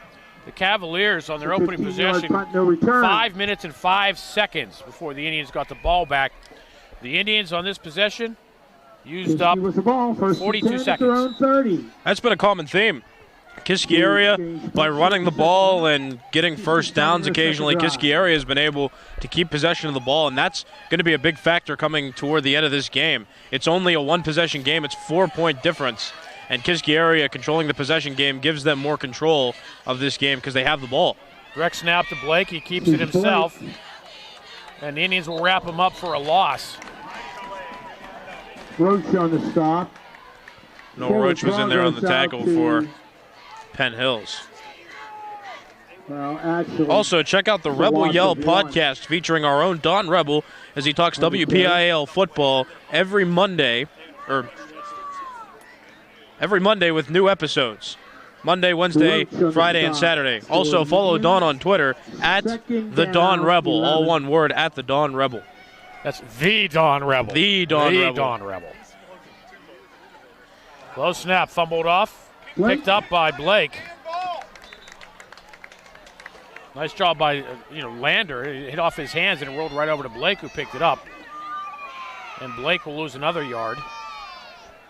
Brown. Yeah, I mean, that's an amazing play there by Kenneth Blake. I mean, it looks simple enough, but it takes a good bit of focus to see that a play goes awry. As soon as Lander fumbled that football, Blake had enough wherewithal to see that it's on the ground, and he just picked it up and decided to make an attempt to at least gain some yards on the play. I mean, that's a good play there by Kiski area, even though it was a very botched and miscoordinated play.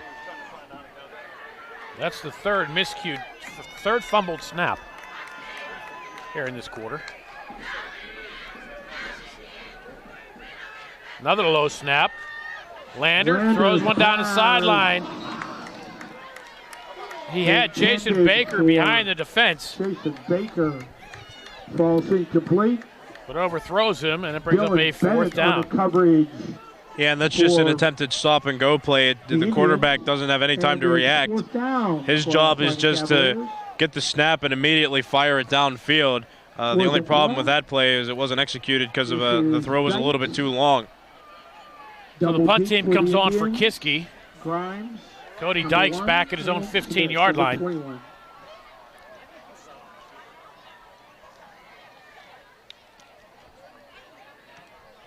Dyke. Kick away. Punt. Tate Smith back.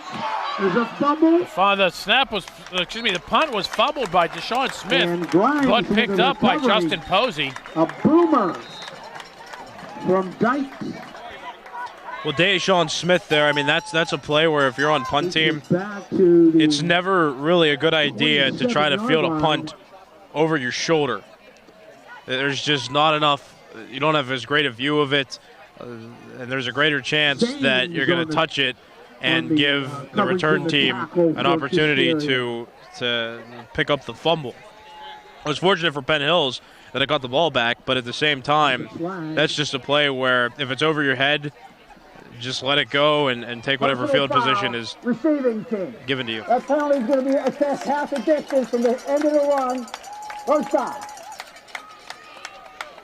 Calling a personal foul against Penn Hills. That was a 52-yard punt. No return. And we're going to take Following the penalty is going to mark the Indians back to, looks like the 11-yard line. They're about to maybe to 12 or 13. I'm not sure. 13. Bunch of yardage back to the 13-yard line. First and 10. Penn Hills. McKissick will throw right side wide receiver Pass screen goes to to Grimes. Grimes. Grimes looks for somewhere to go. He has a short Nice gain across the tackle. 15. By Tyrell Hutchison. Talking about the 17-yard line for a pickup of 4. And this is a big drive for Penn Hills here. If Kiski area can force a Gain 3 of and out, 4, second down. Penn Hills is going to be in 6. trouble in terms of field position. Kiski area will more than likely get it inside the 50. Meanwhile, if Penn Hills can get on a break here and put up some points on this drive, now it's a 2-possession drive 17-yard heading into the line. fourth quarter.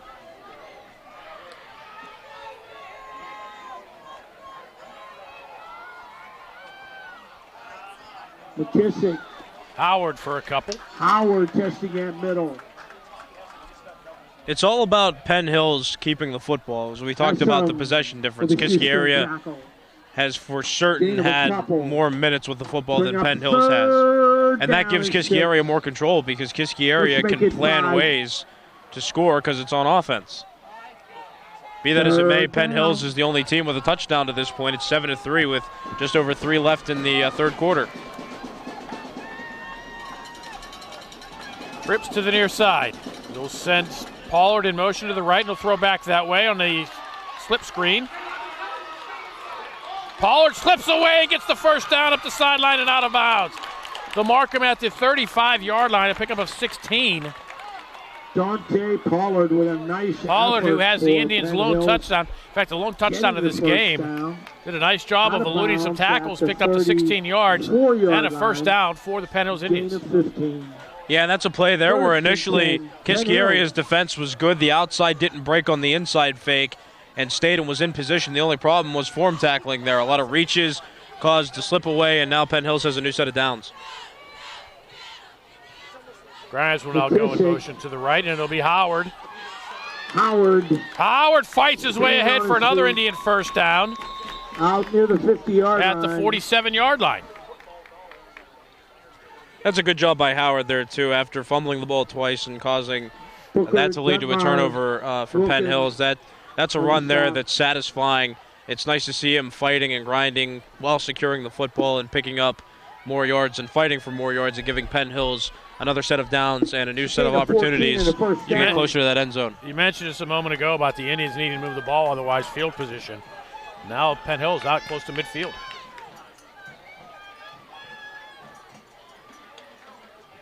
Grimes in motion this way. McKissick. Kissick is going to be Down he sacked. goes. Matt Hilty leading the bum rush. Matthew Hildy, the 6-foot sophomore, coming out there. Looked like he was blitzing inside from the secondary. And that's a play there where McKissick didn't really have a choice. He had 2 defenders running at him. And he could have thrown it at him and risked an interception, or he could take the sack. That's devastating, though, for Penn Hills. Offense. That penalty's going to be declined. Second down. Second down. So a 13-yard loss on the play. Going to be second down at 23. Second and 22. Second down 22 for Penn Hills. McKissick. Hands Bennett, right side. He's run out of bounds. Where they mark him, it gets across the 40, out of bounds about the 42, maybe 43. And that'll bring up a third down and 18. Maybe 5 yards for Bennett. Call it third and 18.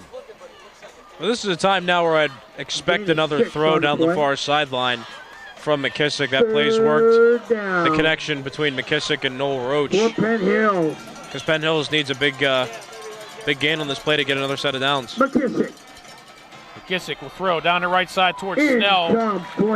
Unable to connect, and now it's a fourth down for the Indians. And the punt team will come on with 2:01 to go here in quarter number 3. Well, it's the same play design as before, just it didn't connect that time. Throw was a little bit off the mark. 17 or 18. And now Kiski area once again, more than likely going to get the football back on this punt formation by Penn Hills. So, and again, it's still only 7-3. Penn Hills is only up by 4 points. Standing at his 27-yard line. Blake at his 24.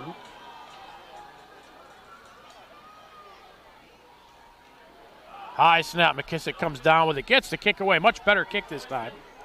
We'll hit it to the 35, but we'll roll out of bounds. Out of bounds inside the 35-yard line. At the 34. Cavalier football. So Cavaliers, not bad field position. 26-yard kick by McKissick. No have it with return. 1:54 to go here in the third quarter. Starting at their own 34-yard line. And Kiski area has got to make something happen here. This is an important drive for Kiski area. We're heading toward the fourth quarter. Penn Hills hasn't been able to score on offense for the majority of this game, but Penn Hills is still winning. Kiski area has got to find a way to make something happen on offense, throw something new into the mix, and make big plays. They're 34.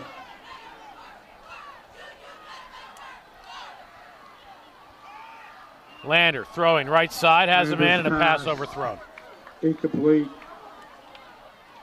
Coverage. And that just looked like an uncomfortable pass by Lander. It seems that the passes are just being thrown, and it's almost like they're hoping that the connection is going to happen somewhere. He just heaved it down the field and hoped that somebody was going to get there and catch it, but it falls incomplete. So the passing game not looking coordinated now by Kiski area, which is a problem. At the 34-yard line.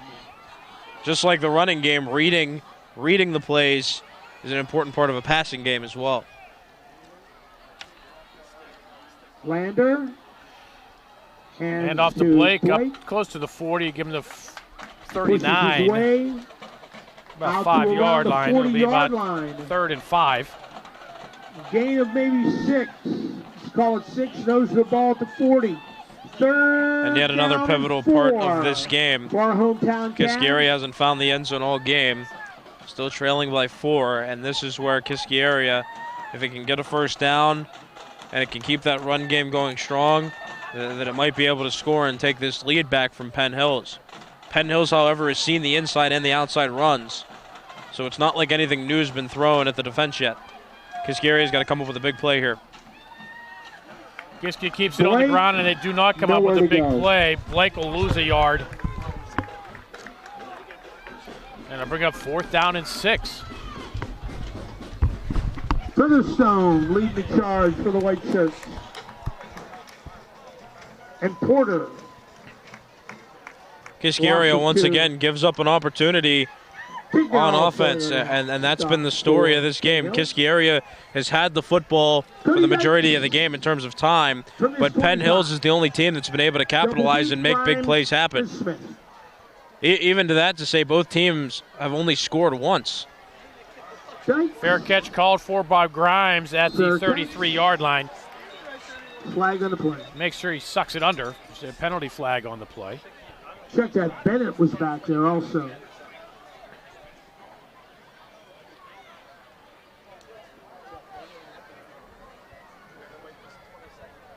Bennett on that fair catch. He was one double deep.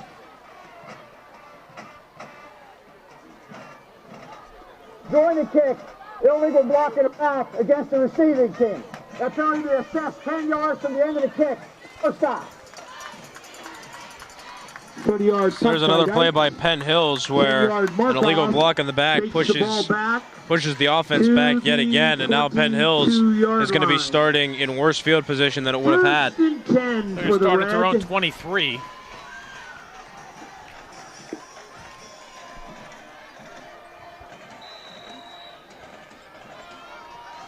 Well, it's better field position than they had last drive. Pollard goes in motion to the right, and Dylan Bennett gets wrapped up and suplexed. Bennett. Sophomore Brock Wilkins in on that tackle. And Kiski area has gotten better on defense as this game has gone along. Everybody's sticking to their assignments. The team is trusting each other. And that was a play there where the fake of the third quarter. The fake was taken up by the outside linebackers and the defensive ends, but at the same time, the inside guys, the inside linemen, and the secondary inside linebackers made sure not to take their focus off of the handoff there, and they stayed up the middle and stopped that run from going anywhere major. Well, we're going to take this one to the fourth quarter. We have some football left here at the Dilts Field. Yes. 2 weeks from tonight, October the 4th, we have the Woodland Hills Wolverines visiting. Next Friday and Saturday, conference play continues as the Trib Live High School Sports Network has over 30 WPIAL football games. You can hear and watch all the big games from Week 5 here at tribhssn.triblive.com. The third date in October is October the 25th, senior night against. And don't forget, coming up after this game, it's the WPIAL Football Scoreboard Show with Don Rebel from the Excella Health Studios at the High School Sports Network World Headquarters with all the scores and recaps from Week 4 of the 2019 WPIAL football season. Don't miss the WPIAL Football Scoreboard Show after the game, only here on the Trib Live High School Sports Network. And 14 for the Indians.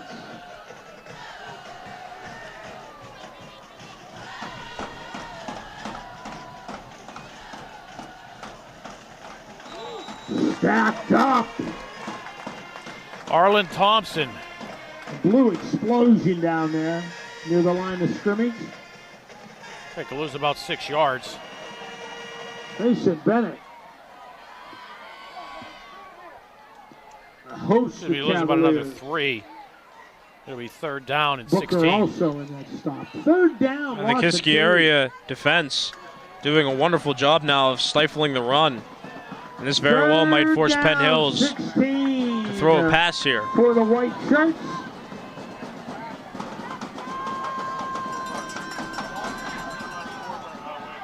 McKissick steps up in the pocket, throws, has a man intended for Roach, and the pass broken up by the Kiski Cavaliers, Kyrell Hutchinson. That'll bring on the punting unit for the Indians with 11-12 to go in this game. How about this one? Penn Trafford's losing tonight. Really? Of course, they're in Ohio taking on Massillon. Bring up a fourth down. Oh, wow. Well, yeah. But back to that last play. That, first of all, that was great pressure by the Kiski area defensive line and great coverage by Kyrell Hutcherson for Kiski area, forcing this fourth down now and in all likelihood a punt coming up here. McKissick, another high snap, goes up and gets it. It's the advantage of being tall. Gets a kick away, hits it to 45, takes an Indian bounce. Takes a Penn Hills bounce over the 50-yard line. And goes out of bounds with 11:04 to go in Kiski territory. The Cavs will start about their own 46-yard line. 38-yard punt, no return. But a turn of field position between these two squads. The Indians start ahead and start deep, lost yardage, and now the Cavaliers starting close to midfield. First and 10. Yeah, and it's still a 4-point game. It's still 7-3. A touchdown and a field goal separate this game. Or I think I said that wrong. Penn Hills scored a touchdown. Kiski area kicked a field goal, and that's what created the 4-point difference. to this point in the game. I know what you meant. Yeah. Lander keeps it himself. Quick burst off that left side. About 3. Out near the 48, 49-yard line. Gain of maybe 4. This game's really found a monotonous feel. It just seems like both teams are running the same offensive plays now. I haven't seen anything new and spicy in a while. And as a result of that, the defense has been picking up on these plays and has been stopping the common theme between these two teams for Kiski area. It's the run game. See Coach Ladon there at the 42-yard line on the far side of the field with the hand on his chin.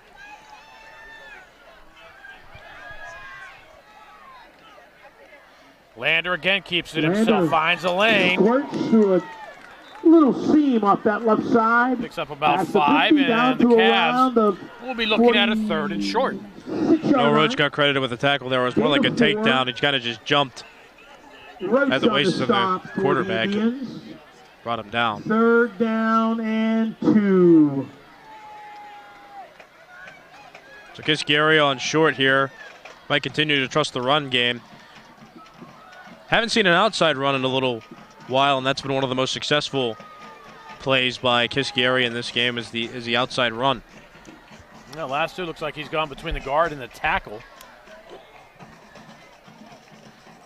And Kiski could not keep set. Snap. Ball start. Gravity took over there. Still 3rd down. And again, just a lot of penalties that have changed the complexion of a drive. Now instead of 3rd and short and a run being most successful for a 1st down here, now it's 3rd and about 7. I mean, I think Kiski might have been looking at two down territory there. Pick up a yard, come out of 4th and 1, might try to pick up another one. Now, with 3rd and about 7. More difficult. Much. Although if they get close, within maybe a yard or 2, they might consider keeping that offense out. Lander. Fighting his way. Gets about half of it. Gets about 3. It'll be 4th and 4. Featherstone stands him up and down he goes. Interesting though, this possession, it was all Lander. You didn't see any of Blake at all.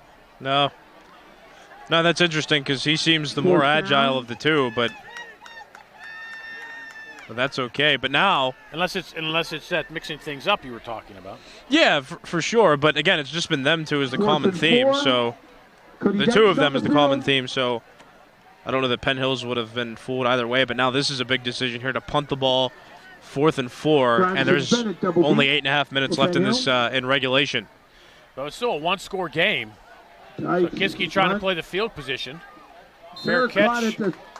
Called for and made, and Grimes comes up cramping. At the 17-yard line. It's not a good sign for the Indians. But the Indians will take over with 8:21 to go here in the 4th quarter at their own 17-yard line. And don't forget to tune in for This Week in the WPIAL on a new night this fall. Log on Tuesday night at 7 o'clock p.m. as we visit with some of the top WPIAL coaches. Plus, we'll preview some of the top games from Week 5 of the 2019 WPIAL football season. Also, every day, the High School Sports Network has something new for high school football fans, including WPIAL and PIAA rankings, along with the district power rankings, 5 things to watch, and much, much more. Plus, check out the updated standings and district stats as well. Pine Richland after 3, up 46-0 over the Norwin Knights. Here's an interesting score for you. Last we saw, McKeesport 7, Plum 6. The Mustangs hanging tight with the McKeesport Tigers. Okay, we return to the action. 1st and 10 at the 18-yard line for Penn Hills. Indians looking to put some either plays down or points on the board. McKissick. That'll be Howard for about 5. Howard. And I thought about Kiski keeping possession of the ball to keep control and create opportunities to score. It's the same with Penn Hills. I wouldn't expect any plays too big here.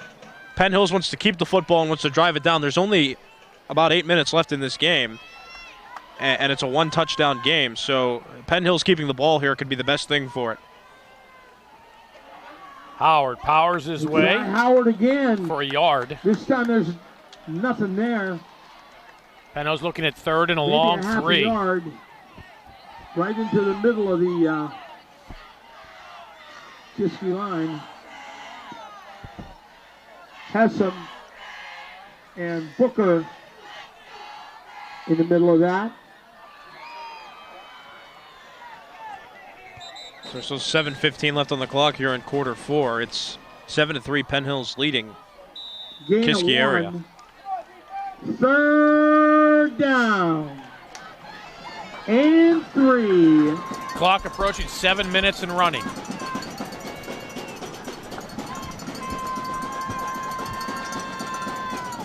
McKissick looks to set up the screen underneath, and the pass is batted away. Kiski read that one nicely. Jack Deltz was able to get his hand on that one. First time we've seen that play call tonight. Yeah, nobody's called a screen in this game. But screen called there. Jack Diltz shuts it down for Kiski area immediately. And now Penn Hills once again in a position to punt the football. Causing that run. Both of these teams just haven't found an offensive rhythm yet. And it's limited Kiski area to a field goal, and it's limited Penn Hills to 1 touchdown. Blake, standing at his 42. Low snap this time. McKissick gets the kick away. Blake stands there, waits for it to come down, but he'll watch it roll. Rolls and it'll go rolls. dead at the 41-yard line. Kiski area will have it with 6:44 to go here in this game. 34-yard punt. Decent field position at the 41-yard line, but that offense needs to start doing something here. They're going to need to get 6 and not 3. Yeah, for sure. We're talking about this now. Kiski area in this game has monopolized 7 minutes before. So to do that again and end it with a touchdown could allow Kiski area to win this game. Now, Penn Hills has been better on defense since the first quarter and has read the runs a lot better than it did in that first quarter. So this is going to be a very intriguing drive. No, it's Blake. Blake will usually lose a yard at the 40-yard line. Loss of 1. Trying that right Peters Township side. and North Hills tied at 7. Juwan Brown on the stop, loss of 1. North Hills is looking to remain undefeated 11. in this season so far. They're Yeah, currently on top of the Northern Conference in 5A. They are 3-0 in the conference.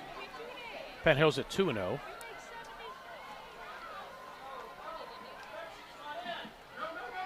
Hampton in third place at 2-1.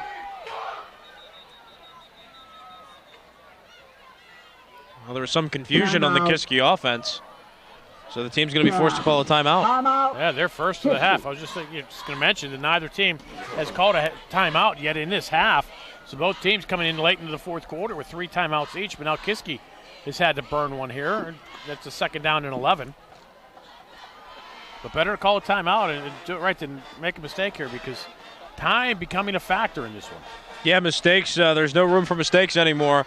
So we're getting down to the remaining minutes of this game. There's now half of a quarter left remaining in regulation, and it's important for both teams to stay precise and to execute on both sides of the ball. Now, Kiski area has a bit of an advantage. Kiski area has the ball, has control, and has the element of being able to plan out plays to be able to score. But like I said, Penn Hills has done a very good job of reading the defensive plays, and that's mainly because there's only 2 players to watch for Kiski area's offense. It's Kenneth Blake or it's Luke Lander. Now there's a new number to be called here. Smith, the quarterback. Swing pass outside to Lander. The Indians were right there. Short Indians game not to the folded. 40. They brought in LeBron Smith at quarterback. Grimes and Bennett on the stop. I guess that's just to bring in a new look and a better passing 3rd down quarterback, but 10. Kiski area's passing game is still very uncertain, but a pass here might be essential. Big chunks of yardage are obviously more frequent when a pass is thrown than on the ground. Peters now up 14-7 over North Hills.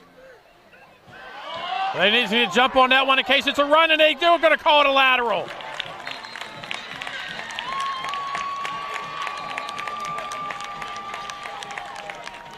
Penn Hills says they have it, and the official's going to say they have it.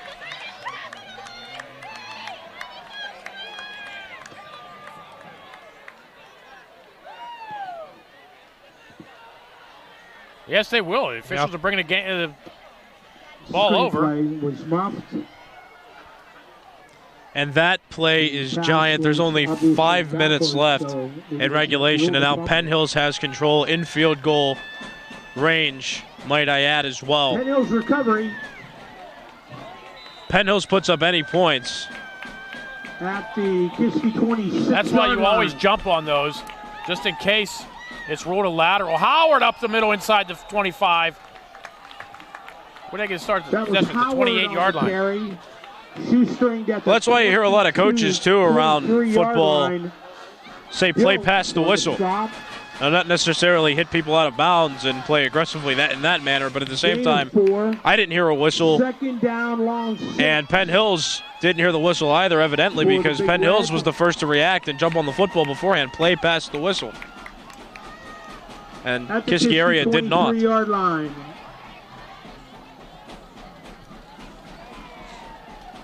Thompson up the middle for the Indians. Will have a first down inside the 15. At the 14-yard line. Hands to Thompson.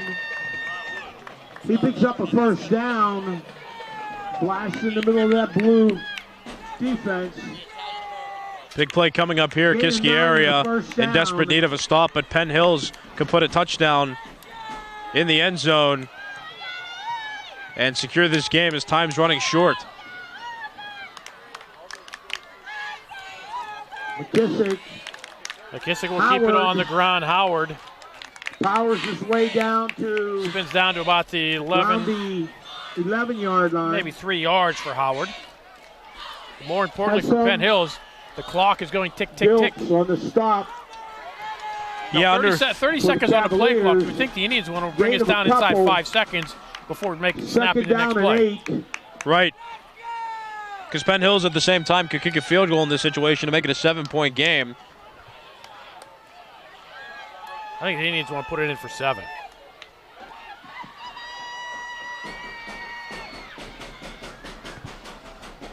McKissick will throw on the slant, and it's dropped by Roach inside the 5. Nicely designed play, but Roach was well covered. That'll bring up a third down and 7 for the Indians. The Indians can get a first down inside the 5-yard line. Third Man, this is just where and 8. A tense atmosphere starts to come in, and the important people on each team need to make decisions. And it's going to be a tough decision on both sides. Obviously, Kiski area's got to stop this play on third down, and Penn Hills wants to convert to get a new set of downs.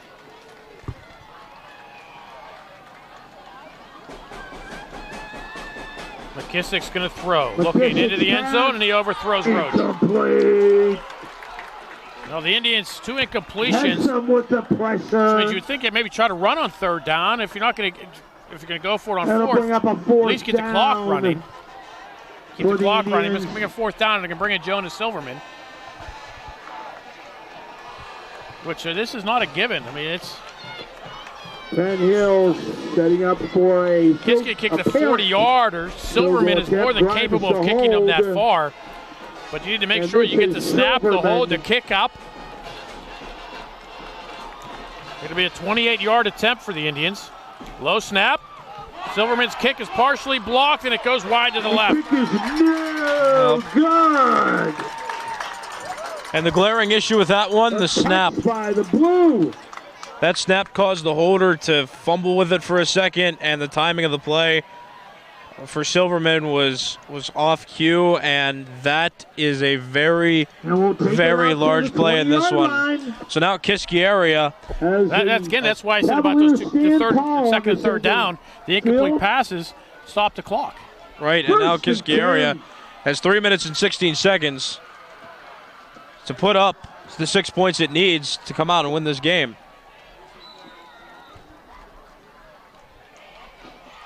Kiski area with 2 timeouts.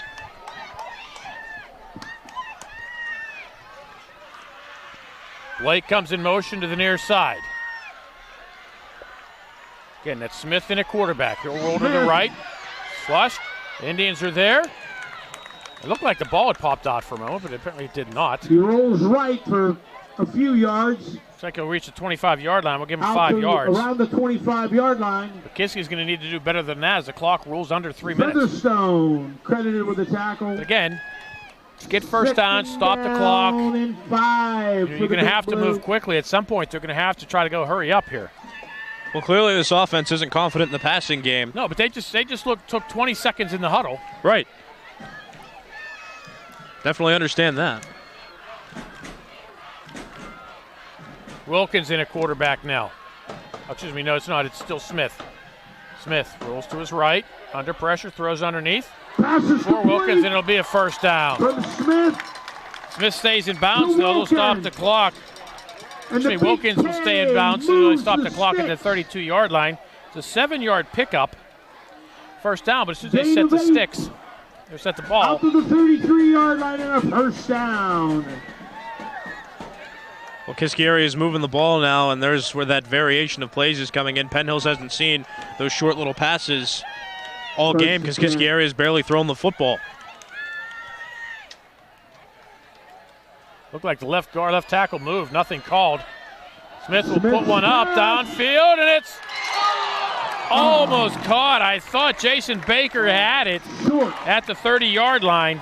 Jason Baker. But it falls incomplete. The intended receiver. And that'll bring up a second down. And you wonder if you're Kiski, I like the play call. No, yeah. Go downfield. No, I mean, it's first down. Go ahead.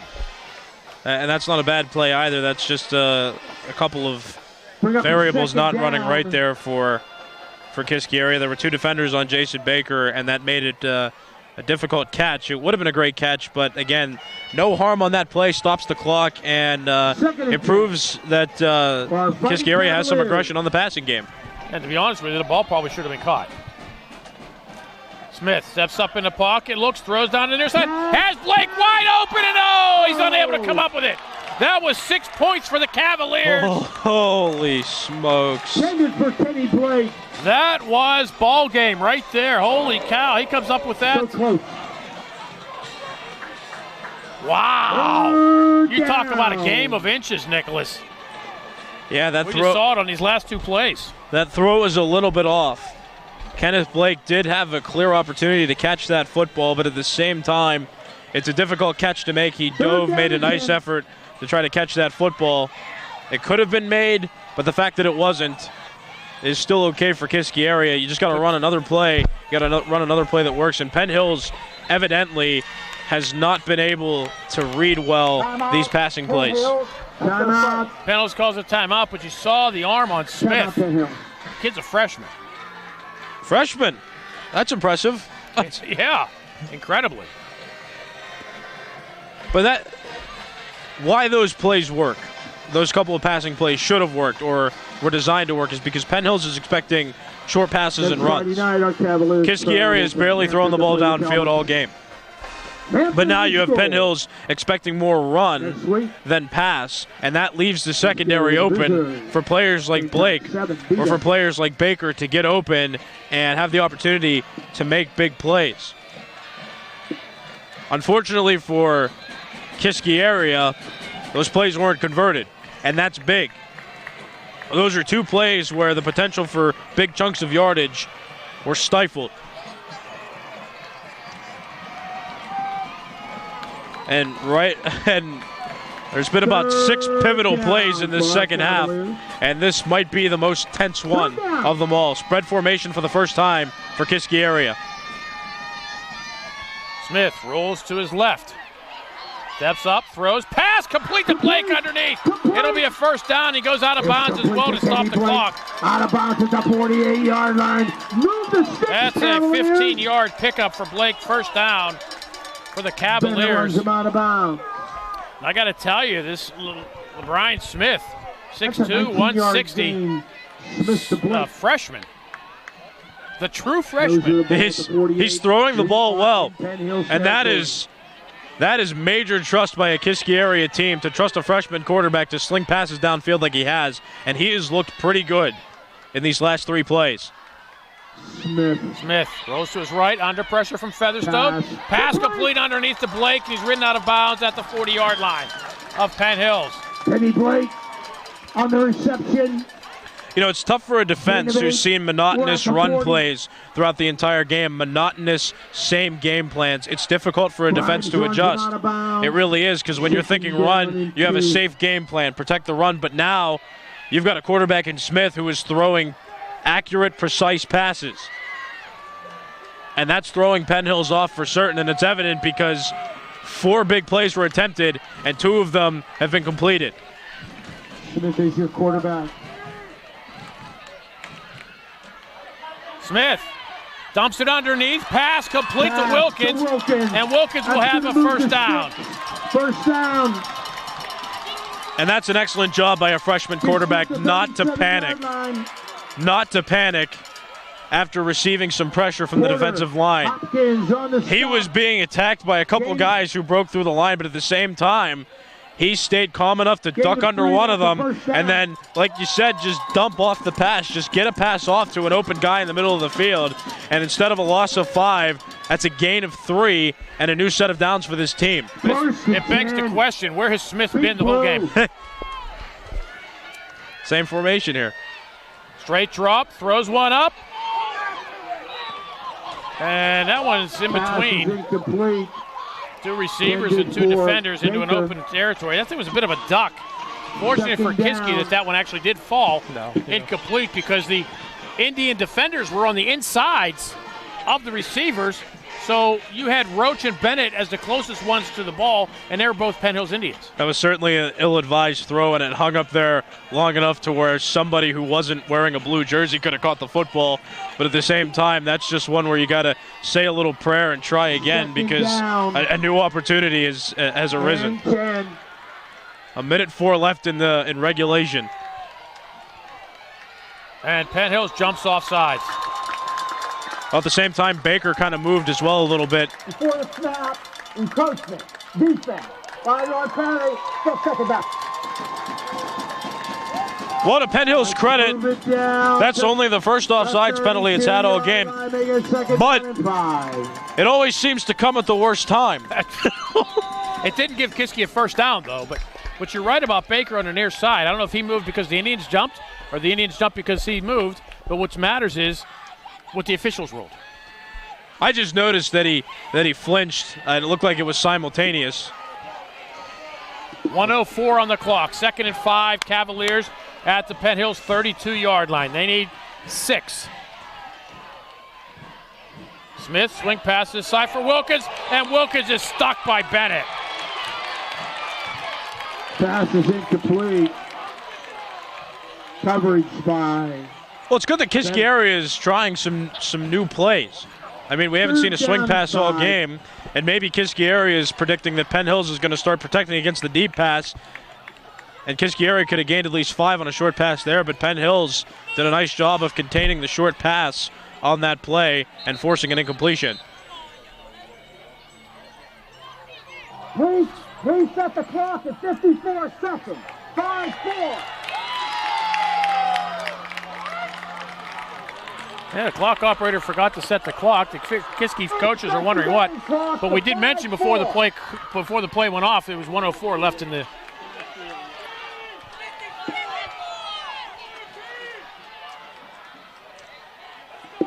Yeah, well, that's very important, and of course, the clock's got to run on a play like that. But it seemed a lot, though, 10 seconds. Smith, penalty flags come in. This one will come back. Throws underneath to Wilkins. Pass is complete. Wilkins will go out of bounds inside the 20-yard line, but this one's going to come back. There's a couple of flags.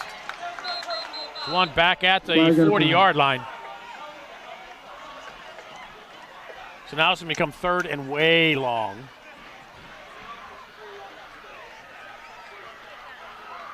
Holding, offense, 10 yards to the start of the foul.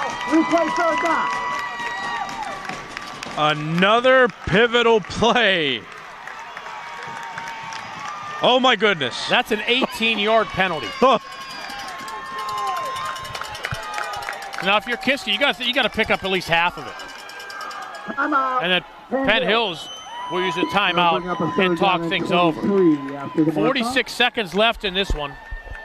Kiski needs to get into the end zone. It's 7-3. We thought last week was low scoring at 14-7. Well, you talk about the fundamentals. Through the first 3 quarters, there wasn't a lot going on. There was monotonous plays. There were mistakes being made. Penn Hills fumbling it, and Kiski area not being able to run the ball with effectiveness for the majority of the game. It's just all about working to create plays that'll throw off the other team, and it's about doing the fundamentals right and keeping the football not getting hit with penalties. And in this game, there's been a handful of penalties now. They talked about the fumbles by Penn Hills, and the play calls have been bland to this point, all up until this quarter, though. Third down.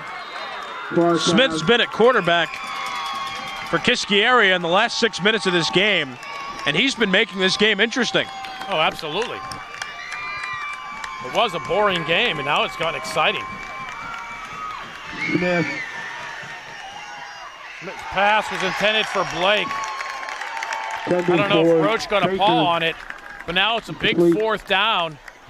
4th and 23. Wow. And Kiski area only has 2 timeouts left in this game, which means that Penn Hills could theoretically run out the clock to end this game with just 41 and 7/10 seconds remaining in this game. It's still a 4-point game. A touchdown wins it for either team here. Penn Hills already scored 1 touchdown, giving him 7. Kiski area has been limited to a field goal in this game. But a new set of downs here is huge for Kiski area, and Penn Hills has a bit of an advantage in field position. Kiski area's got to go 28 yards for the first. 23. Timeout. And Kiski will talk it over. We talked about Plum hanging tight with McKeesport. It's now 55-27. McKeesport. Wow. Well, there you go. Baldwin's beating Woodland Hills 30-20. That's the final timeout. So, Nick, would you call this the play of the game? Well, I thought every play leading up to this play was the play of the game because they've all been such tense situations. This is, of course, this is the most pivotal play of the game because with only 40 seconds left on the clock, this is a make-or-break play for both teams. So, yes, this is the play of the game. Again, Kiski area only has 2 timeouts left. So Penn Hills could run out the clock and win this game if it stops this play. Now, if Kiski area gets a first down, Kiski area is in prime position for Smith to throw some quality passes and get into the end zone and potentially win this game, but the big play's got to be made here. I said they need to get the first down. They can't even get close. They have to get the first down here. For the big K. And Penn Hills needs to be careful not to jump off sides. Smith straight drop, steps up in the pocket, throws one downfield, has him in, and a pass picked off by Pollard. Pollard across the 40, has some blockers. Should have just dropped to the turf when he caught the ball, but he'll make a nice return out to the 48-yard line. Run some time off the clock, 27 seconds to go. Coverage. You know, and there's nothing wrong with what Kiski area attempted to do there. A big play was forced there. The pass nearly had to be made, and there's nothing wrong with going deep downfield and attempting to make that big play happen. It's just unfortunate for Kiski area that Penn Hills got that interception and made a nice defensive play to end that drive. But Kiski area with a valiant effort toward the end of this game in a very, very, very low-scoring game. Penn Hills takes the knee, and that should do it. Unless Kiski uses their final timeout. They will. I mean, Penn Hills has fumbled the ball 3 times, which has led to those turnovers. Yeah, that's going to be it. That's it. And that's the final score. Very and the clock does wind out, and the final score. Penn Hills 7, Kiski area 3. That was a score at halftime. All the scoring came in quarter number 2. On behalf of our Kiski got on the board first with a 40-yard field goal, coming with 3:46 to go in the first half. Final score. But then Penn Hills responded with 52 seconds to go. McKissick to Pollard, a 14-yarder. It was 7-3 at halftime. An exciting second half. The second half was much more entertaining than the first half. But there was no point scored in the second half. And the final score was Penn Hills 7, Kiski area 3. You know, it's kind of unfortunate for Kiski area because this was a statement game. Penn Hills has clearly had holes in its game plan offensively and defensively for this entire year so far. This isn't an undefeated caliber team anymore, and we've seen that.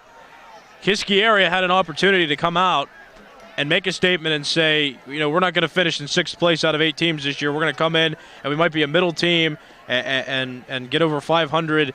But just a game like this where you're relying on the running game up until 6 minutes left in the fourth quarter, there's no variation in play for the majority of the game, allows a team like Penn Hills to read those plays well and stop whatever monotonous game plan that is.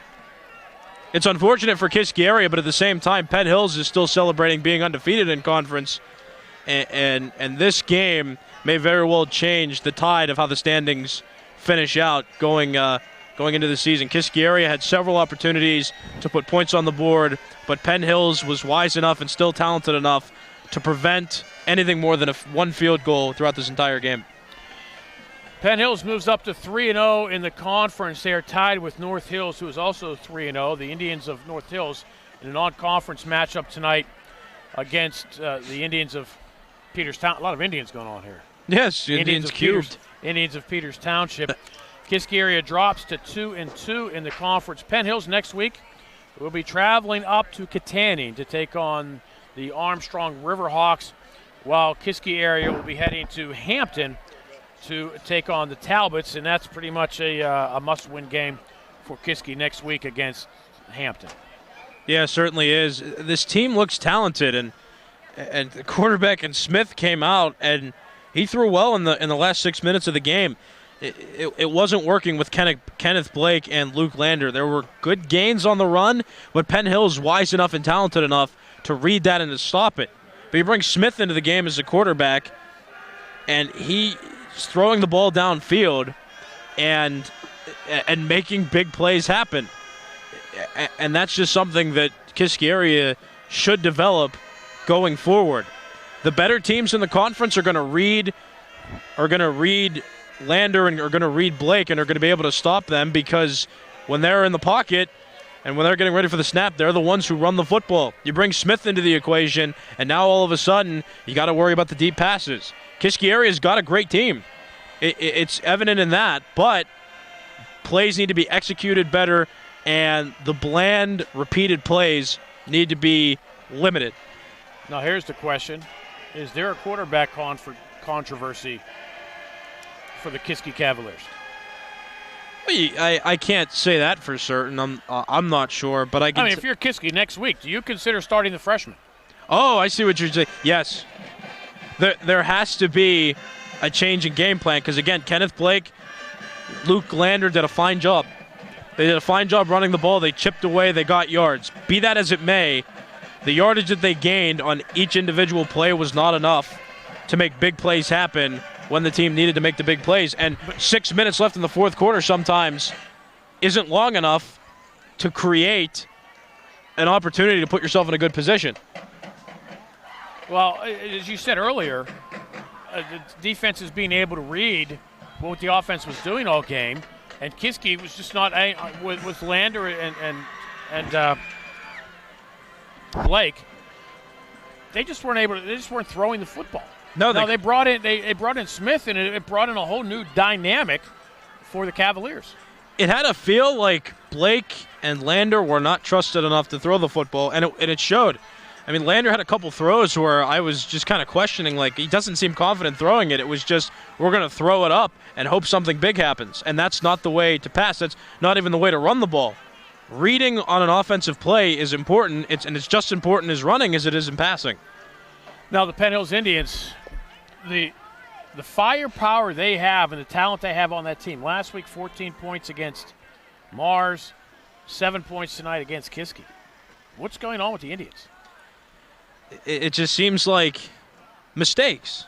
It seems like a lot of mistakes and a lack of fundamentals. I mean, we already talked about how Howard fumbled the football twice. That's 2 drives lost. And then the fumble on the kick return earlier in the second quarter. Those are big plays. Those are plays where you're giving up opportunities to have control. And when that happens, when the fundamentals aren't done right, your team's going to struggle. It's so important to have fundamentals, basics of the football game executed as much as it is to throw in a big play every once in a while. And Penn Hills has seemed, with the penalties it's had, with the lack of ball protection in today's game, it just seems like this team is making more fundamental mistakes that very well may hurt them come a postseason run or that late game that they're going to have in October against North Hills, who's undefeated. The better teams are going to capitalize on what Penn Hills isn't. Well, it should be a good week next week in the Northern Conference. As I said, Kiski will be at Hampton to take on the Talbots, and the Indians will be taking on a playoff team in the Armstrong River Hawks, who got in as the wild card in the 5A playoffs last season. Indians' first ever trip up to Katanning, again, to take on the Armstrong River Hawks. Nicholas Callis, thank you very much. We're going to wrap things up here. Again, the final score from Dilts Field at Kiski Area High School. The Penn Hills Indians 7, the Kiski Area Cavaliers 3. You've been watching the WPIAL on the Trib Live High School Sports Network.